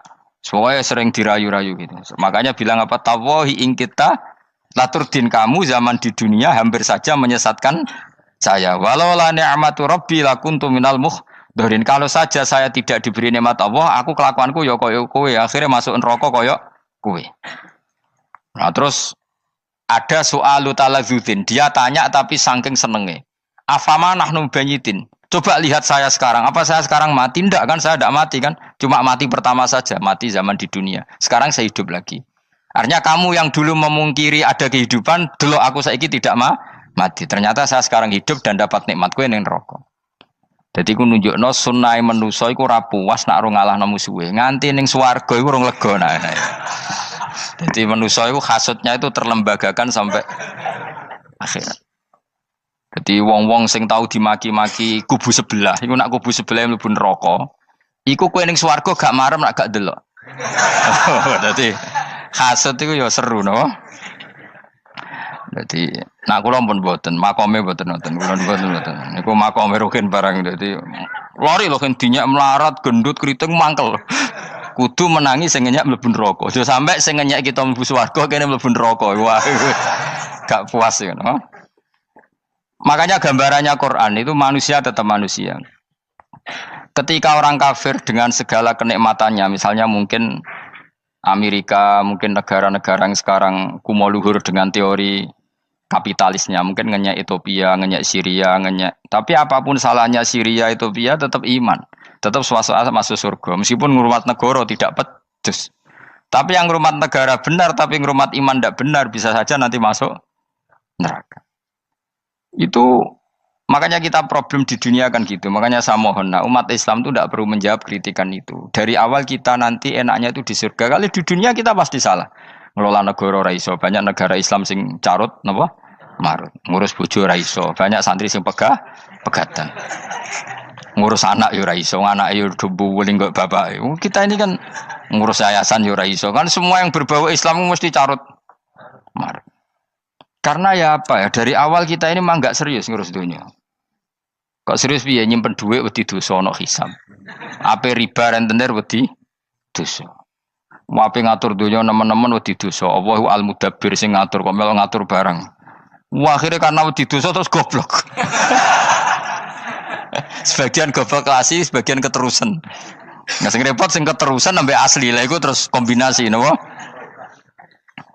Jadi wong Islam iku ora kober serius mengurus dunia. Kadang punya pemimpin fasik lah ben ngono pek-pekan dunia. Jadi ribet wong Islam. Akhirnya kita ini dihina wa idza marru bihim yatakhamazun wa idza qalabu ila ahlihim qalabu fakihin wa idza ra'ahum qalu innaha ula inapa ladallun. Orang-orang kafir itu kalau melewati orang Islam pasti ngenyek. Urip nyatane ngono, ngelola negara enggak bisa, ngelola keluarga enggak bisa. Nah, nanti kalau kita di surga itu kata Allah fal yaumal ladzina amanu minal kufari yadhakun. Nanti di surga orang-orang iman gantian menertawakan orang-orang kafir. Jadi itu menunjukkan bahwa kita tidak pernah puas sebelum dendam menertawakan. Jadi wis ning swarga iku cita-citane mukmin tetep fal yaumal ladzina amanu minal kufari yadhakun. Jadi kowe sok ben ning swarga iku ya Allah kasih saya fasilitas bisa melihat penduduk neraka. Terus dene ning teras-teras swarga dipertontonkan orang kafir alal araiki yang turun. Hal suwibal kufaru makanu ya fa'alun. Delok saiki kowe mbek aku mulya ndi. Jadi dendam itu penting. Tapi sebenarnya ini swarga ning donya wis kalah wis nurut ae no. Dadi menteri yo nurut wis pokoke nurut ae wis barang donya pek-pekan wis. Cuma ora bener ya dielingno iku ya bahaya nek ora bener. Tapi ora usah kerusuhan biasa wae. Gremeng ae gremeng pokoke ben gak dadi udun no. Katanya memang gitu, orang emosi nak diempet itu dadi udun, dadi wis satok gremeng. Tapi yang jelas Allah punya sunnah bahwa manusia itu tidak bisa puas sebelum melihat musuhnya kalah. Sehingga ahlul jannah yang notabene sudah penuh kenikmatan itu tetap dia enggak lego. Enggak lego kalau enggak tahu nasib orang yang dulu menghina dia. Makanya ini peringatan bagi kita bahwa kita berteman orang tidak soleh di dunia itu boleh. Buktinya tadi ahli surga ketika jagungan cerita saya punya teman ateis yang selalu mencibir saya, katanya nanti nggak ada hari kebangkitan. Lalu teman ateis saya sekarang di mana? Sekajak kancana, dulu ya teman-temannya bilang fayakuluna laga. Tapi si teman ini tetap ingin melihat. Setelah dilihat ternyata itu di neraka. Terus melakukan dialek tadi. Apa yang kamu katakan salah. Kamu mengatakan setelah mati akhir urusan salah. Ternyata saya sekarang tidak mati. Afama anahnu bimai itin illa mutatanabuna. Jadi saya mohon sekali teman-teman yang hafal Quran itu harus hafal sampai seperti saya ini sehingga tahu duduk perkara ini Quran itu kayak apa. Maca Quran tok ibadah wis suwe nang maca Quran ibadah. Tapi ndak paham wong khawarit sing tukang mateni wong yo hafal Quran. Iku gara-gara ra paham iku akhire kewaco. Nah kandhani ku angel. Sing kandhani kudu aku. Nah sing kandhani Mustafa padu merapal kan.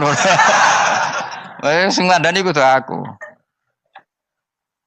Mbok yo wong ku mikir to. Apa gunane misalnya ki apal Pancasila. Tapi ra iso nglakoni napa? Pancasila. Ngapal tok keadilan sosial bagi seluruh pejabat. Antok ngomong ngono jelas timbang muni bagi seluruh rakyat Indonesia aja boleh.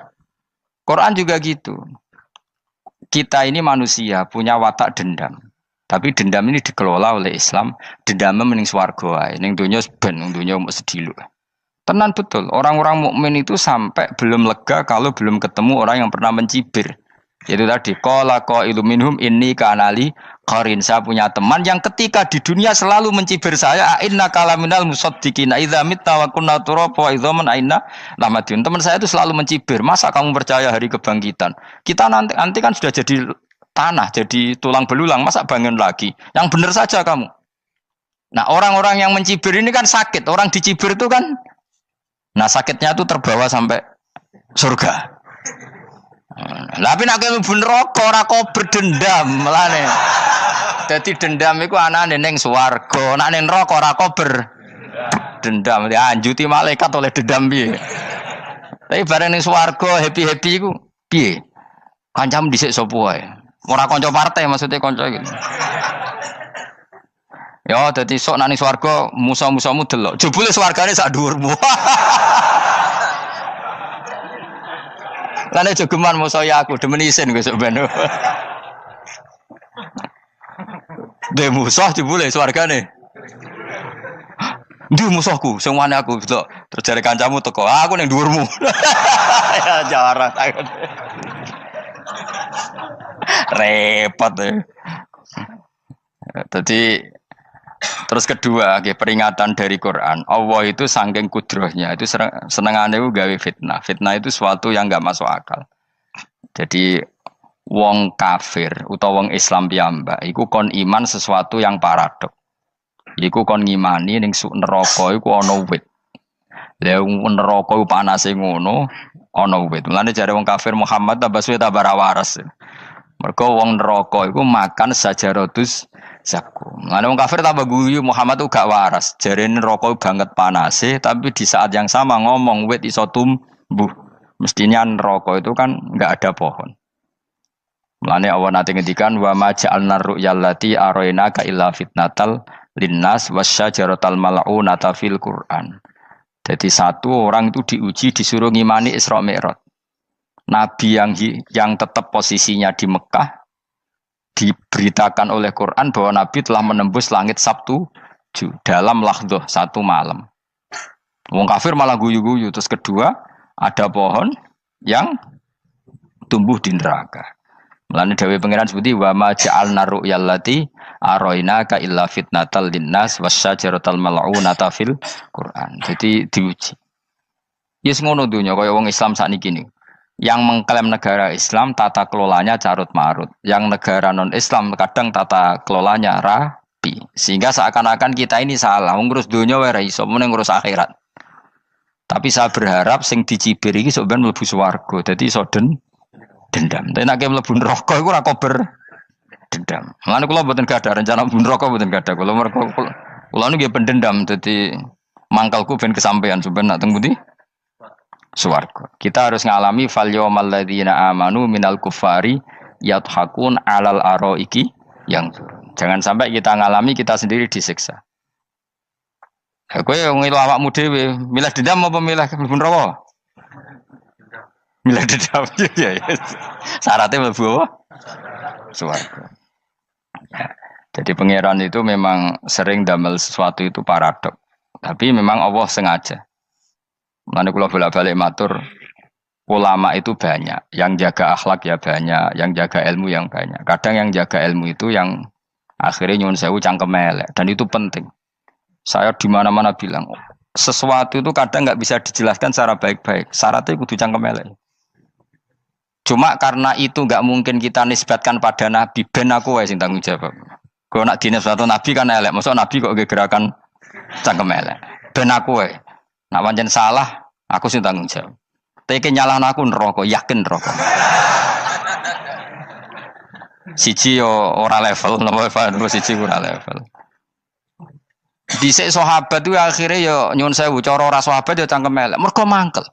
Ada orang munafik saking ora ngajari ngene. Kenapa saya bikin gerakan cangkem elek? Kok janut lho. Kowe asli elek maksudnya cangkemmu wis elek ora kok. Kok nang darane aku harus gefe asli cangkemmu wis elek. Wis ngono perkara dunya ora perkara hak. Nah kan perkara hak, cek keren. Wong munafik ku saking mangkelnone ning Kanjeng Nabi, saking kepengin Nabi itu ketok goblok, ketok salah. Iku kadang takok nggowo untane unta. Takok, "Mat, untaku iki sing ngawini untane sapa? Kok anake kok ora kembar?" Terus ana sahabatmu sing cangkem elek koyo Ruhin. Tak pajangi aku. Kowe apa-apa? Dadi oleh muni ku nazautu alaiha, nazautu cara aku sing nyelingkuhi. Terus kowe apa? Mergo gak trimo nabine dikei pertanyaan sing gak masuk akal. Paham? Begitu juga ketika mereka nyembah berhala Lata Uzza, iku sing cangkem elek ya sahabat. Mergo Nabi ra pantes. Cangkem elek bicara, aku gek bengi pas ape nyembah berhalaku. Jebule pas duyoi luwak. Aku mikir, mosok pangeran duwe luwak menengah iki apa-apaan? Dikencingi apa? Luwak. Ada lagi orang Bedui, orang munafik tanya, Muhammad, idda'aita annaka utiyal wahya. Kamu tuh mengklaim kamu dapat wahyu. Sekarang unta saya hilang. Lalu posisi unta saya di mana? Kamu idda'aital ghaib. Kamu mengklaim tahu barang ghaib. Sekarang unta saya di mana? Sahabat akhirnya kecangkemel, tak colong apa-apa pokoknya. Gamane. Pokoke butuhe mangkel lo, padha mangkel lo nih. Mergo gak trimo nabine nggo pertanyaan-pertanyaan yang tidak mendidik, yang menyudutkan. Yang paling parah mau nazautu alaiha. Ya aku sing nyelunggi wae apa-apa. Nah sama misalnya orang kafir bilang orang Swiss lebih bahagia timbang orang orang Ethiopia. Orang Eropa lebih bahagia ketimbang orang Syria. Kamu harus bilang, kata siapa? Coba ukur. Kita yang miskin, kita yang tidak menteri, kita yang tidak siapa-siapa. Andai kan ditimang kebahagiaan kita dengan menteri tidak mesti kalah. Mereka juga punya atasan yang mengganggu kan. Kue jadi buruh majikan ya tersita oleh atasan. Menteri ya tersita oleh atasan. Kebebasannya ya ada yang tersita. Wayai pengen turu harus ngantor. Wayai kepengen mangan harus rapat. Kamu ya tersita pe mangan rakelar. Ya sesuai tersitanya macam-macam kan. Semua itu kita sama kok. Ada yang sesuatu yang kita tidak kesam, mereka juga sama ada sesuatu yang tidak. Ya. Sebenarnya pola hidup itu kan sama. Dan itu kadang-kadang yang jadi aman, kadang-kadang mau cangkem elek sing iso jawabnya. Tapi saya ulang lagi itu nggak mungkin kamu nisbatkan kepada Rasulullah karena Rasulullah itu ahsanan nasi khalqom. Tapi ulama ben tetep ngene iki. Sing kaliber lho ya. Sing kira-kira cangkem elek tetep keramat kok kula lah minimal koyo kula. Kulo nu cangkem elek tetep keramat. Kowe sopan tetep keramat, ora ana ilmune kok. Entekno sopan ora ana pengaruh ya. Entekno sopan tetep keramat aku, yakin keramat aku. Baik sopan lah ya. Ora ana ilmune apa-apa. Sopan yo keliru, cangkem elek yo keliru, urip yo keliru, mati yo keliru, pokoke kadung keliru. Ana ulama diomongi, Pak Yai, kalau neraka itu kalau setan dari api, kemudian setan disiksa api kan sejenis, susahnya apa? Kiai ini mangkel terus ngambil segenggam tanah di sawur ora ini. Loro yai, jari kayak kok tanah, kan tanah kok loro. Enggak bisa seperti ini diberi penjelasan baik-baik kan. Setan itu kok geni Pak Yai, jari disiksa di neraka kan enggak apa-apa, sama-sama api. Kiai ini ngambil tanah sawur ora ini. Barang mau sakit Kiai, jari kok tanah, kan tanah kok sakit. Hanya jangan katakan kalau setan dari api kena api enggak sakit. Coba kamu kasih penjelasan baik-baik. Ngapunten nggih, umpami jenengan nggih. Ngapunten lho niki. Ngapunten lho nggih, umpami jenengan nggih. Ngapunten lho nggih. Kesuwen. Umpami jenengan kena tanah sepundi iki mboten napa-napa, kena tanah kula biasa. Kan kesuwen. Tidak mbok sawuri raine.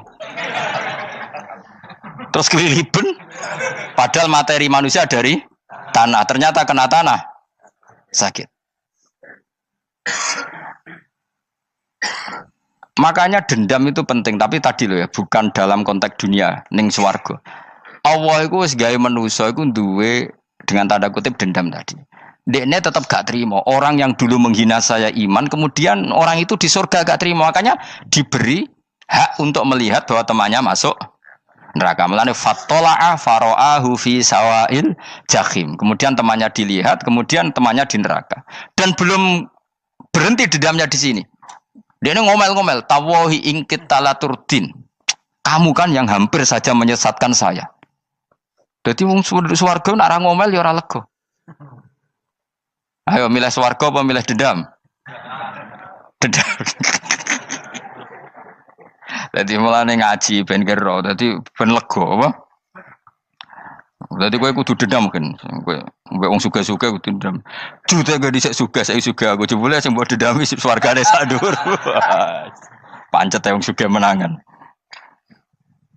Jadi kudu jelas ya. Jadi kenapa saya bilang cangkemel karena tadi dulu sahabat itu kadang kesulitan nanggepi komentare wong-wong munafik. Karena tadi itu Nabi itu, sama nak roh ceritanya Nabi dari sisi yang baik-baik saja. Maksudnya baik-baik itu sahabat merawakan Nabi. Wong munafik nak takok aneh-aneh. Ya Muhammad, onta aku iku rondo ireng. Kok anake rondo ngene iku sing majang ki sapa? Jare sahabat, aku apa?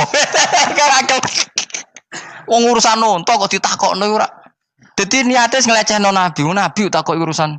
Lah kula misale kiai, alim alamah tukang maca jalan takoki, Gus dari rukin kula gak ada kucing, Gus.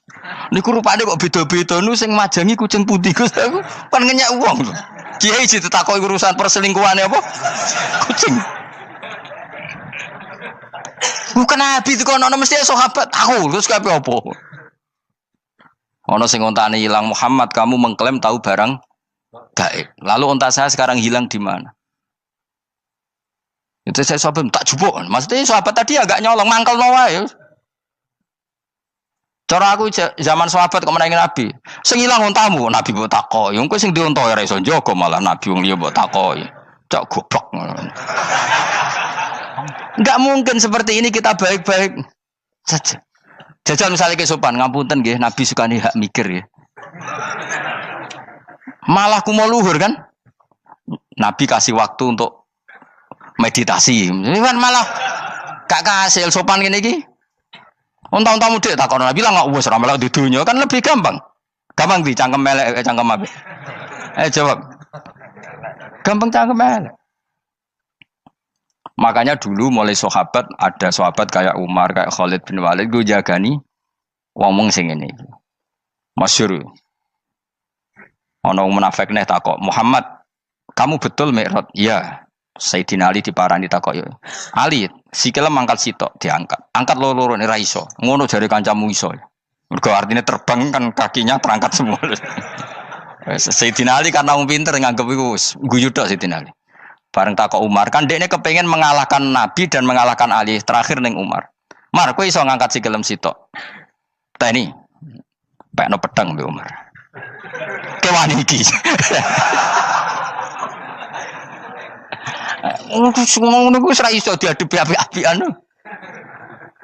Kok Umar wis ngerti iki ora kena diterangno mbek akal. Makanya saya punya rencana, umpama aku menangi Nabi, itu sangat melek.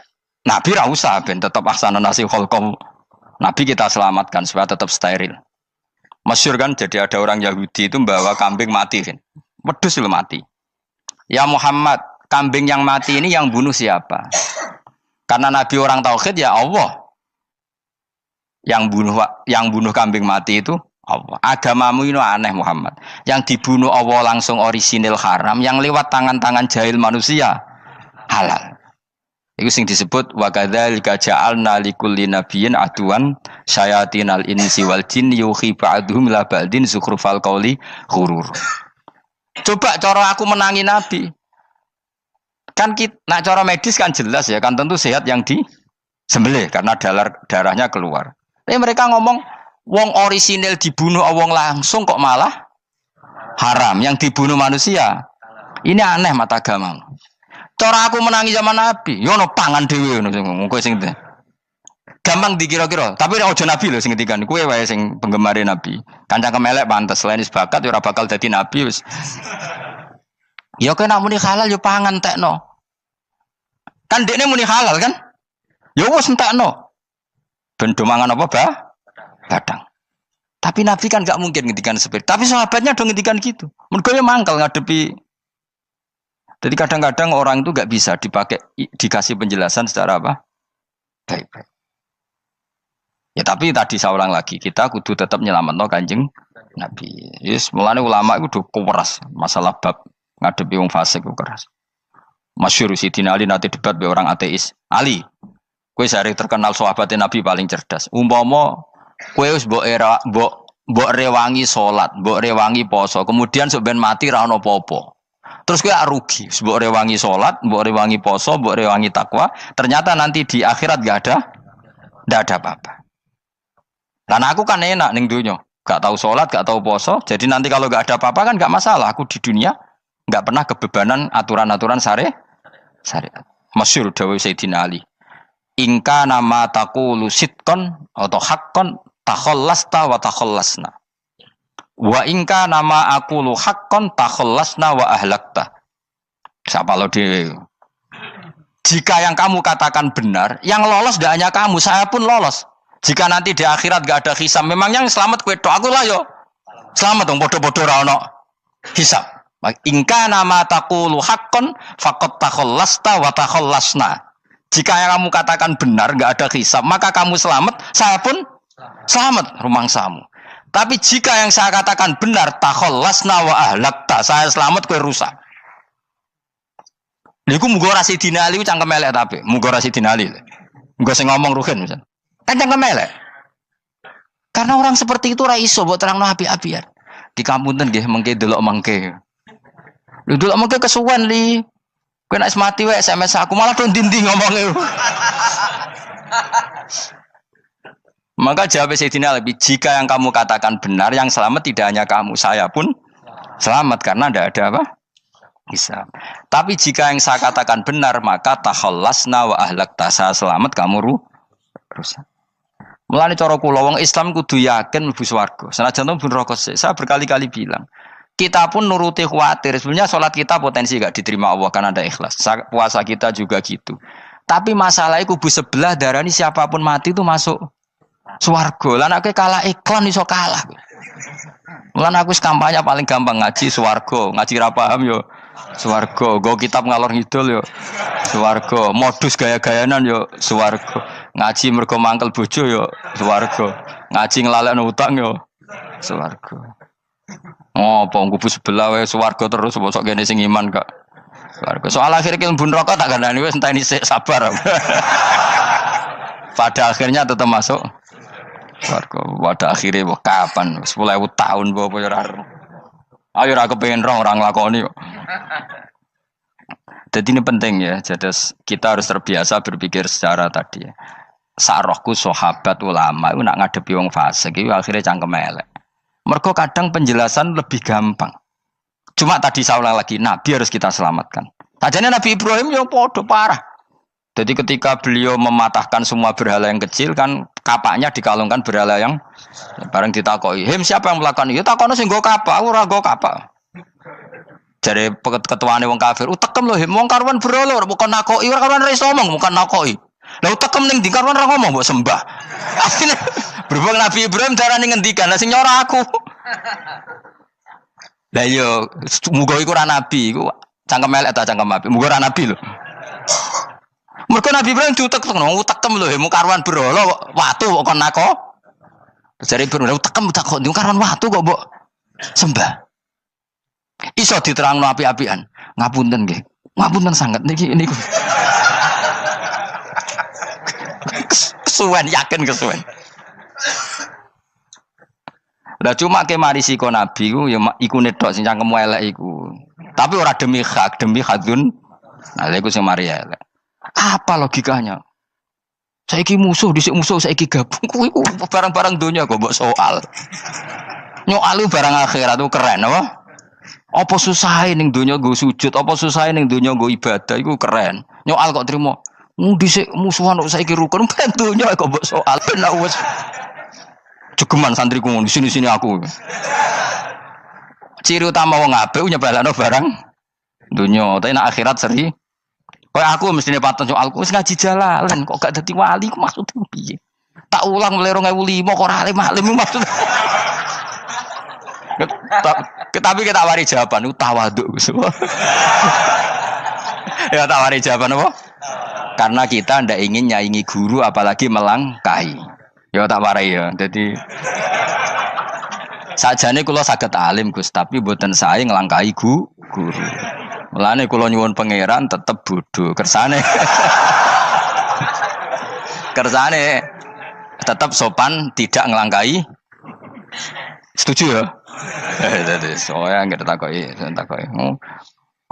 loh kan 2005. Berarti seberang tahun? 14 tahun. Tak takoki dadi mubalek yo ora, khotib yo ora. Krungu kabar Ruhin Wali yo ora. Nuruti kecewa. Tapi setelah ada jawaban tawaduk ya soleh. Memang enggak baik. Murid nyalip guru itu enggak baik. Ya berapa apik, ora iso ya ora ros pokoknya.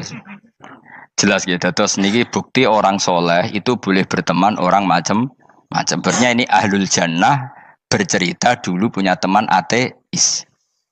Jelas gitu. Yang teman itu mengingkari adanya hari gebang. Tapi nyatanya orang soleh ini tetap masuk surga. Artinya apa? Pertemanan di dunia sama orang ateis ini tidak menghalangi dia masuk surga. Tentu ya sebatas pertemanan. Ora konco golek demenan iku ora jenenge konco iku. Maksudnya berteman mungkin satu kantor atau ditakdir tetangga atau ditakdir apa. Tentu tidak ngikuti apa kemaksiatannya, tapi tetap berteman. Karena istilahnya ini kanali korin, saya punya teman sohibun yungkirul ba'sa, saya punya teman yang mengingkari hari kebangkitan, yang teman itu setiap kali ketemu saya mencibir saya, inna kalaminal musad dikin aidza mitna wa kunna turaba wa idzaman inna lamadi madinun. Teman saya itu selalu mencibir, masa kita nanti dibangkitkan lagi padahal kita sudah jadi debu dan jadi tulang belu. Lalu teman saya ini nasibnya gimana? Bersama Allah dipertontonkan, contohnya teman itu masuk neraka. Intinya apa? Orang soleh ini ketika di dunia punya teman orang tidak soleh, dan itu tidak disalahkan Allah. Tetap dia ahlil jannah, dan temannya karena salah tetap ahlin. Nah, hanya gak ada cerita terus berhubungi kancamu, kowe mlebu neraka ndak. Makanya kita rileks saja di Indonesia. Kancanan tonggo macam-macam tenang aja. Sementing alaikum anfusakum la yadurrukum man dhalla idza tadaitum. Yang penting jaga diri kamu sendiri, dan setelah diri kamu terjaga, tidak masalah orang sekeliling kamu sesat. Ya ayyuhalladzina amanu alaikum anfusakum la yadurrukum man dhalla idza tadaitum. Jaga diri kamu, kualitas hidayat kamu jaga, kualitas kebaikan kamu jaga. Setelah semuanya terjaga, tidak masalah orang sekeliling kamu sesat. Ya kayak teman ini, dia punya teman ateis tapi dia tetap islami, dia konsisten dalam mempertahankan iman. Ternyata dia tetap ahlil jannah, padahal punya teman ateis. Jelas ya, terus niki supaya clear bahwa karena kita di dunia mesti berteman orang macam-macam. Apalagi semenjak saya dari Korea itu melihat orang Islam ingin bikin masjid, padahal bosnya orang ateis, teman kerjanya orang ateis. Tapi mereka nyatanya imannya tidak goyah. Mereka ingin bikin masjid, urunan bikin masjid, padahal temannya apa?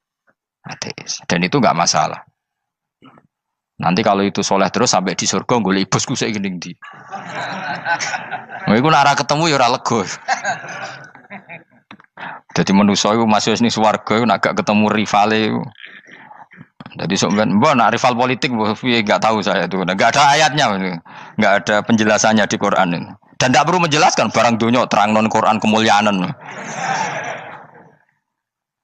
Bukan kalau terus nang sampai budi. Ka'annahu fa'amal terus budi. Innahum alfau aba'ahum dolin. Innahum sa'tamne kufar iku alfau padha metuki sapa kufar wajadu.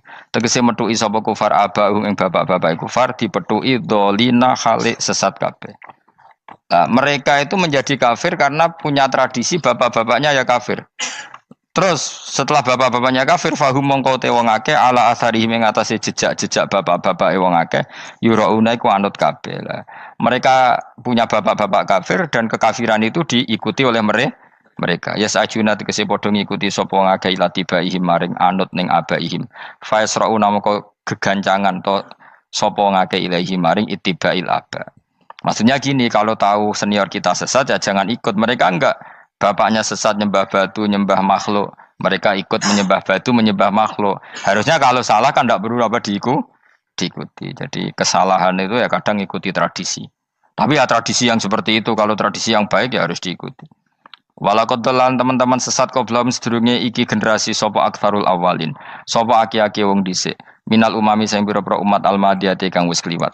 Walakot arsalna teman-teman ngutus ingsun fiim dalem kabeh mungtirina ing sing meringatno kabeh minar rusul sing pira-pira rusul mukhawifina tur ngekeki peringatan kabeh fangzur mongko angen-angen sira kaifa kana kaya apa ana apa akibatul mudharin apa akibate wong sing dikei peringatan ayil kafirin tegese wong kafir kabeh ai akibatuhum tegese uta akibate kabeh akhir dari perjalanan mereka wa aladabu siksa. Orang yang tidak iman pasti akhir perjalanannya siksa. Senajan to ning donya mereka ngelola dunia lebih baik ketimbang kita, kehidupan dunianya lebih baik ketimbang kita. Intine kowe aja sampai kalah donya kalah akhirat. Awas kene. Kalah donya aja sampai sini-sini wong.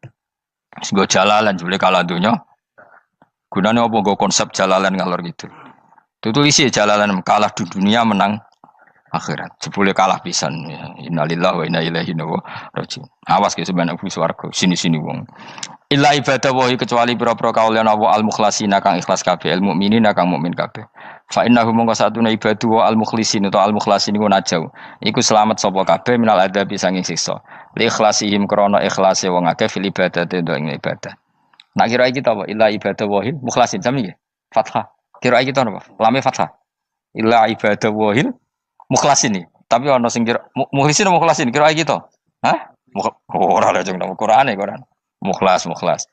Auli anna wa ta satemne wa ta'ala akhlaso nyelametno sapa mikhlasno sapa ing kabeh lah krana ikilah amal ala qiraati fathil lam ing atase wacanan maca lam. Dadi qiraah itu ada illa ibadah wahil mukhlisin, ada illa ibadah wahil mukhlasin. Jadi mang dua qiraah. Tapi ki anut sing umum ya aja aneh-aneh. Walaqad nadana nuhun fala ni'mal mujibun. Walaqad nadana lan teman-teman ndonga nek kita sapa nuhun Nabi Nuh bikauli iklan dawe Nabi Nuh, Rabbi inni makhlubun fantasir. Rabbi do pengiran ingsun ini sak temen ingsun makhlubun den kalahno, fantasir mongko kula aturi nulungi panjenengan. Fala ni'mal mujibun, mongko iku banget nikmate sapa al mujibun, sapa zat sing nyembadani lagu maring Nuh nahnu te kita. Aida'ana ala qaumi. Maksudnya Nabi Nuh ketika tertekan oleh kaumnya, kemudian Nabi Nuh berdoa kepada saya. Dan saya kata Allah fala ni'mal mujibun, zat terbaik yang memberi terkabulnya doa itu fala ni'mal mujibun.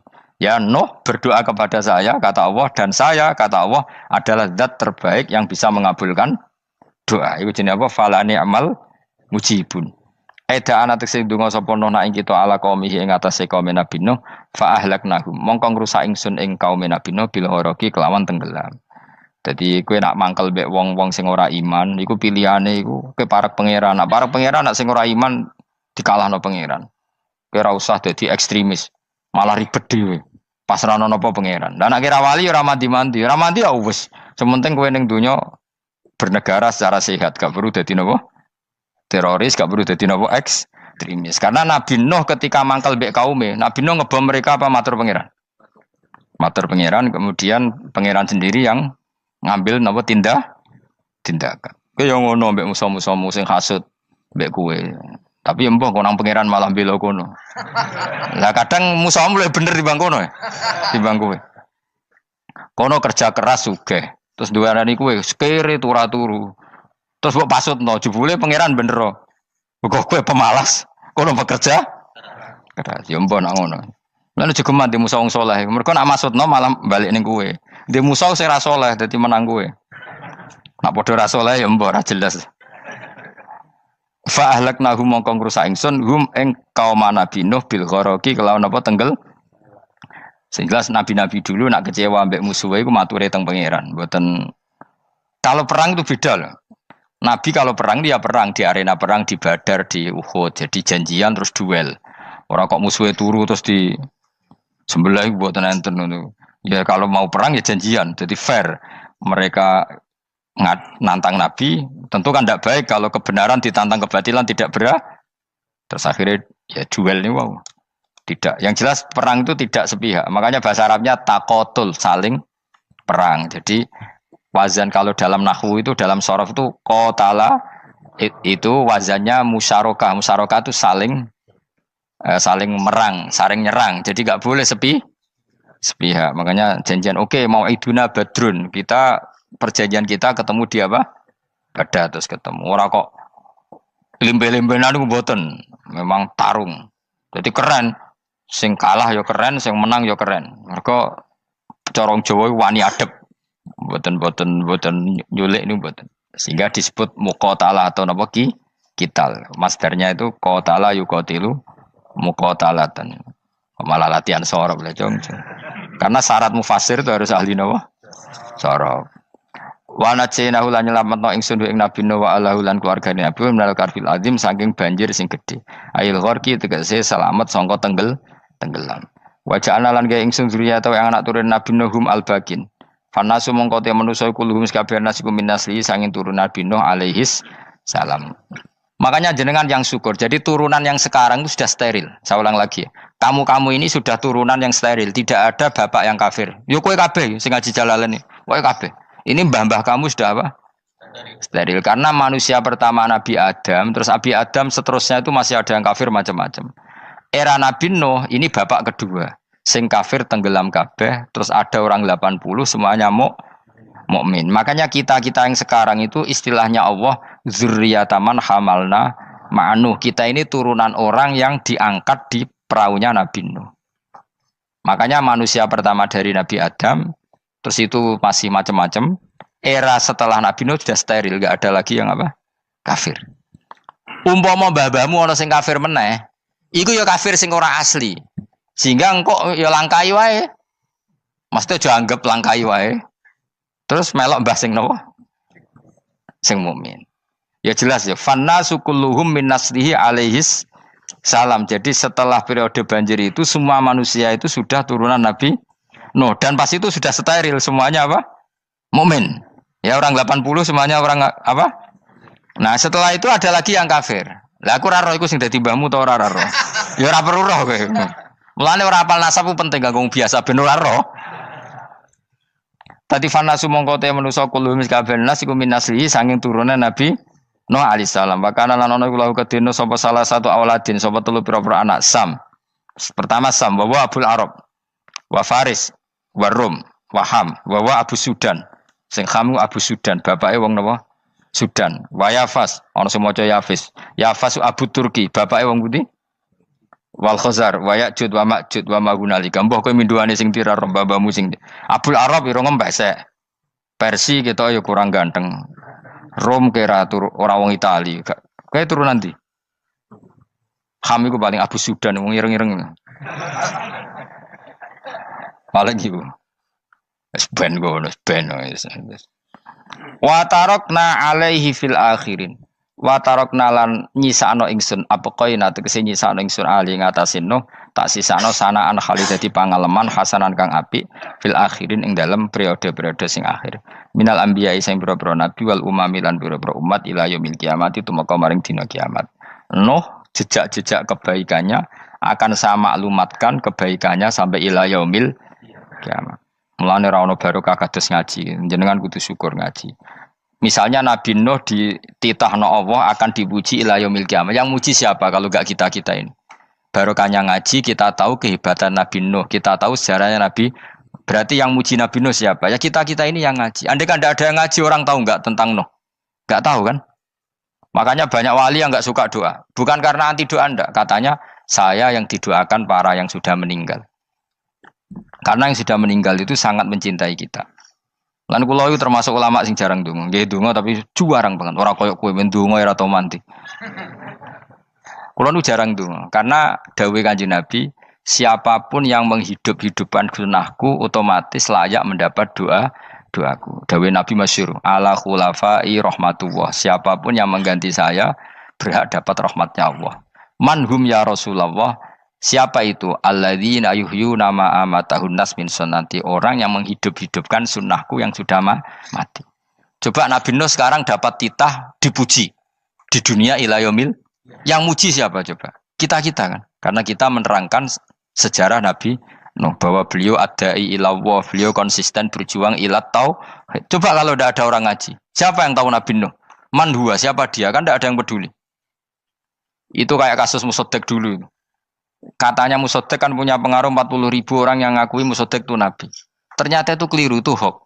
Saya termasuk orang yang menanyai kenapa mereka menabikan Musaddiq. Tak tanya, kenapa kamu percaya Musaddiq Nabi? Memangnya kenapa kalau dia Nabi? Nah, kamu tahu Nabi apa? Nabi itu apa? Tidak tahu. Gitu. Makanya saya itu menyayangkan di berita. Sebenarnya yang mereka mengatakan Musaddiq Nabi itu tidak tahu Nabi apa itu tidak tahu. Cuma mereka percaya demokrasi. Kalau dia ngaku Nabi susahnya apa sih? Pikirannya itu. Susahnya apa kalau dia Nabi? Lah kamu tahu Nabi apa? Enggak tahu jadi. Repot kan? Itu kan seperti orang pakai nama Ghazali tapi enggak tahu sakralnya Imam Ghazali. Akhirnya ngefly. Jenenge Abdul Qadir Jilani beling ora karuan. Mergo ya ora roh. Ya kok jenenge Mustofa ini. Orang pilihan tapi ya kelakuane ngene iki. Aduk Ruhin di wong sing tukang istirahat.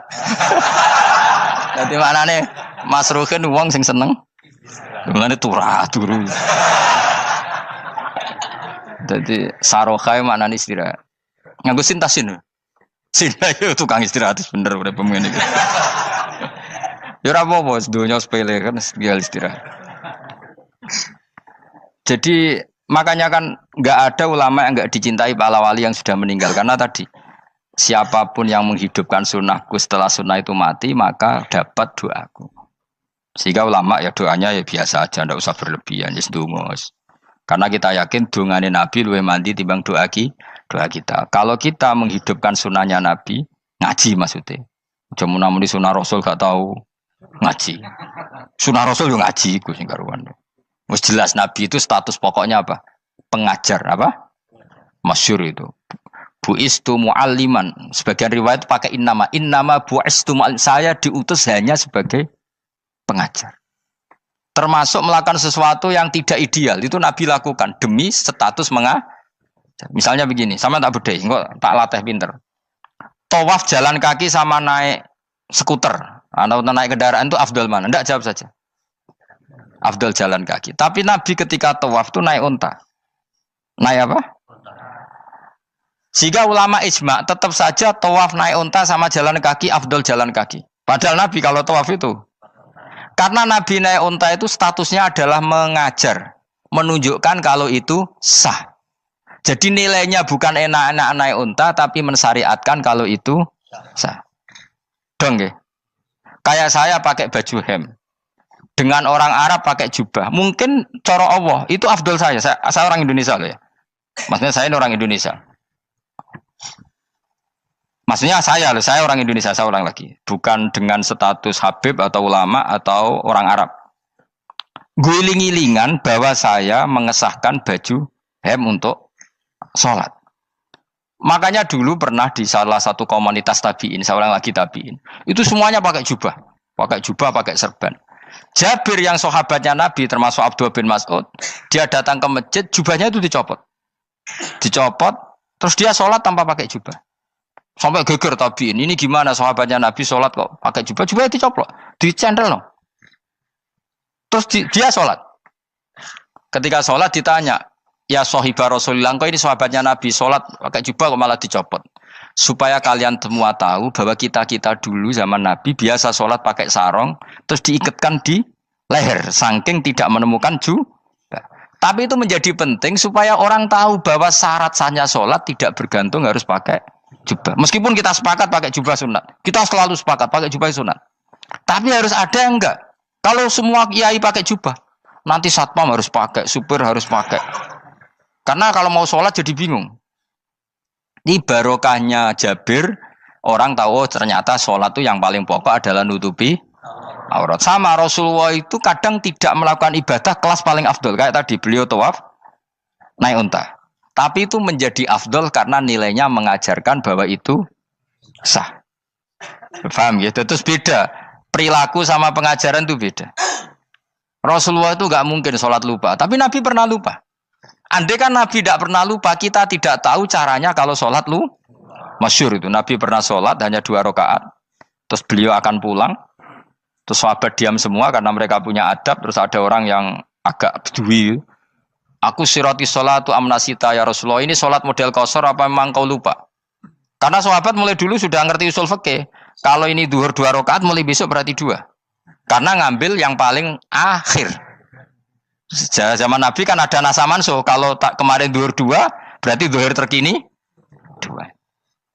Terus Nabi balik lagi ke majelis mengkonfirmasi ahakun maqalau Dzulyaden, apa yang dikatakan Dzulyaden tadi benar. Iya ya Rasulullah, engkau tadi sholat hanya 2. Terus Nabi takbir menambahi 2 rakaat. Artinya apa? Kalau kamu lupa itu tidak harus mengulang dari awal, cukup bina meneruskan. Sehingga misalnya kita tawaf sudah 3 putaran, terus kita batal, ya kita wudu saja. Mulai awal apa teruskan terus keempat? Coba kalau Nabi gak pernah salah seperti itu, kita tidak tahu cara ngelola kesalahan. Ya misalnya kamu tawaf terus batal. Kamu wudu, nambah keempat apa mulai dari awal? Nambah keempat. Karena setiap seperti itu, bana alama fa'ala harus meneruskan. Bukan andai kan Nabi tidak pernah melakukan itu, kita tidak tahu caranya. Ojo kok malah komentar, sholat nganti lali, kowe eling opo wae, cangkemmu. Laline Nabi ora koyo lalimu. Mulane ana imam sholat salah iku anggap ae niru Nabi. Cuma bedanya Nabi untuk ganjaran wong iku gak ngono, tapi tetep Jadi Nabi itu beberapa kali itu ngalami sesuatu yang tidak afdol. Tujuannya satu, untuk pelajaran. Makanya masyhur itu riwayat makuntu ansa walakin unassa li as-sunnah.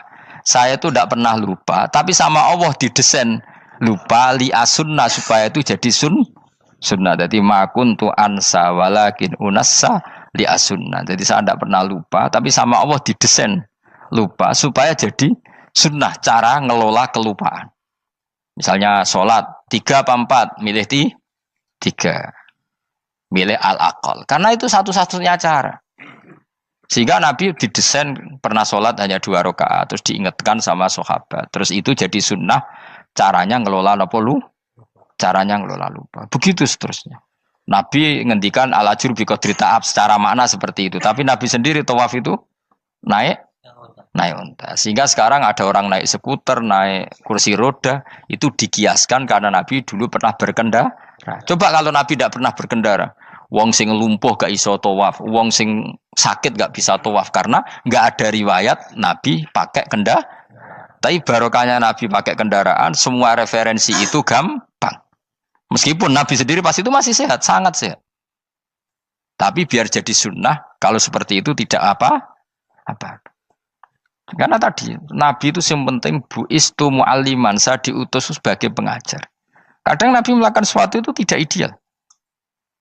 Tapi tidak ideal yang akhirnya malah lebih ideal ketimbang ideal kita. Karena apa? Nilainya taklim, mengajarkan. Itu masyhur itu dalam ilmu ushul fikih. Jadi yang dilakukan Nabi jaiz, biasa-biasa saja atau boleh, itu statusnya bagi Nabi adalah fardhu ain karena liwujubit taklim, karena menjadi kewajiban mengajar. Masyhur itu jadi dalam usul fikih itu. Karena Nabi berkeharusan menjelaskan. Sehingga kamu jangan tanya, apakah yang dilakukan Nabi itu mesti kelas paling utama? Jawabannya ya, misalnya gini. Nabi itu sangat mencintai Qiyamul Lail. Sangat-sangat mencintai Qiyamul Lail. Tapi Nabi hari keempat itu sudah gak mau ikut sholat di masjid. Terus ada riwayat, kubu sebelah bilang Nabi baru sholat 2 rakaat terus enggak. Ada yang bilang 8. Macam-macam. Nah, yang jelas orang sepakat riwayat itu, hari keempat Nabi sudah gak sholat di masjid. Dan itu bagus bagi Nabi, meskipun bagi kita agak bagus. Kenapa? Andai kan Nabi sholat Qiyamul Lail selalu di masjid dan selalu 20 rakaat atau selalu 8 rakaat, pasti orang ngira itu fardhu ain. Bahwa Qiyamul Ramadan harus apa? Di masjid. Dan harus 20 rakaat atau 8.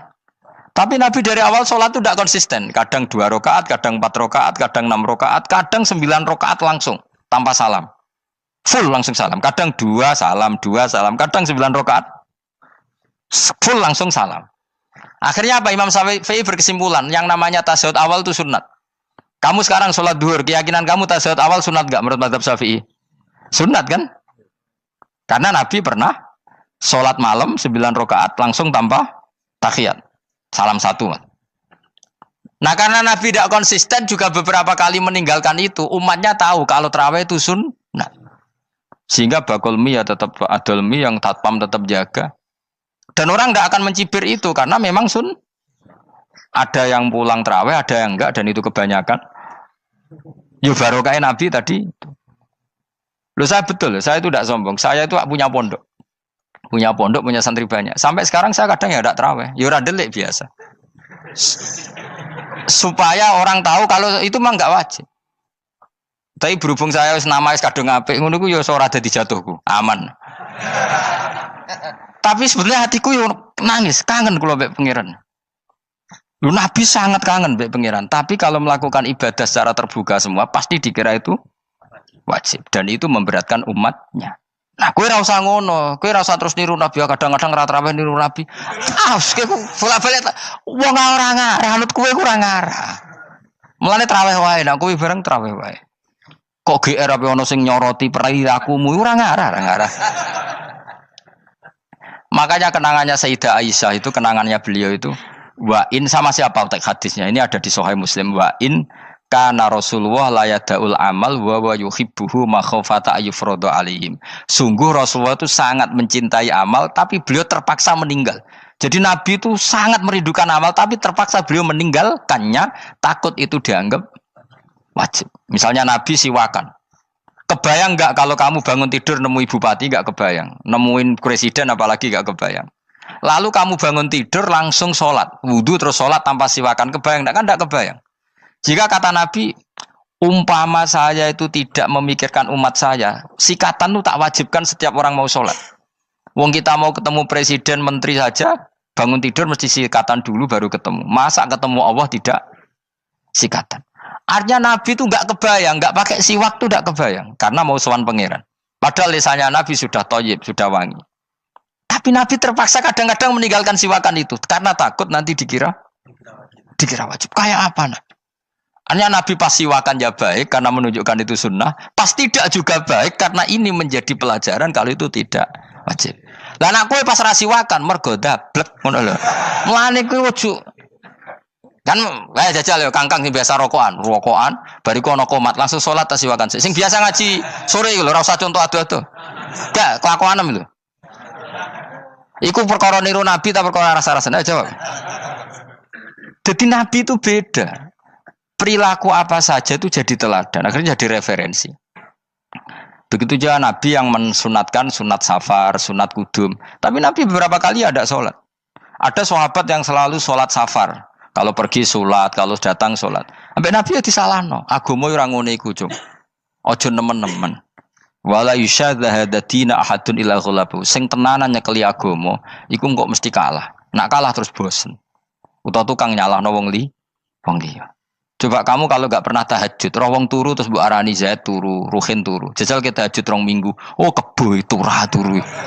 Lha tahajud rong minggu ngebok-ngebokno wong kan itu. Mulane solehmu bahaya. Mulane aku seneng soleh pas-pasan ini seneng. Sekali over city mesti cangkemmu elek. Aku sih yakin lho. Wes rai-rai ini ketara, aku sapal. Jajal kowe sing ngaji aku kon tahajud seminggu roh wong turu. Ngorok pisan. Oh ning donya pisan turu kebo. Padahal lagi rong.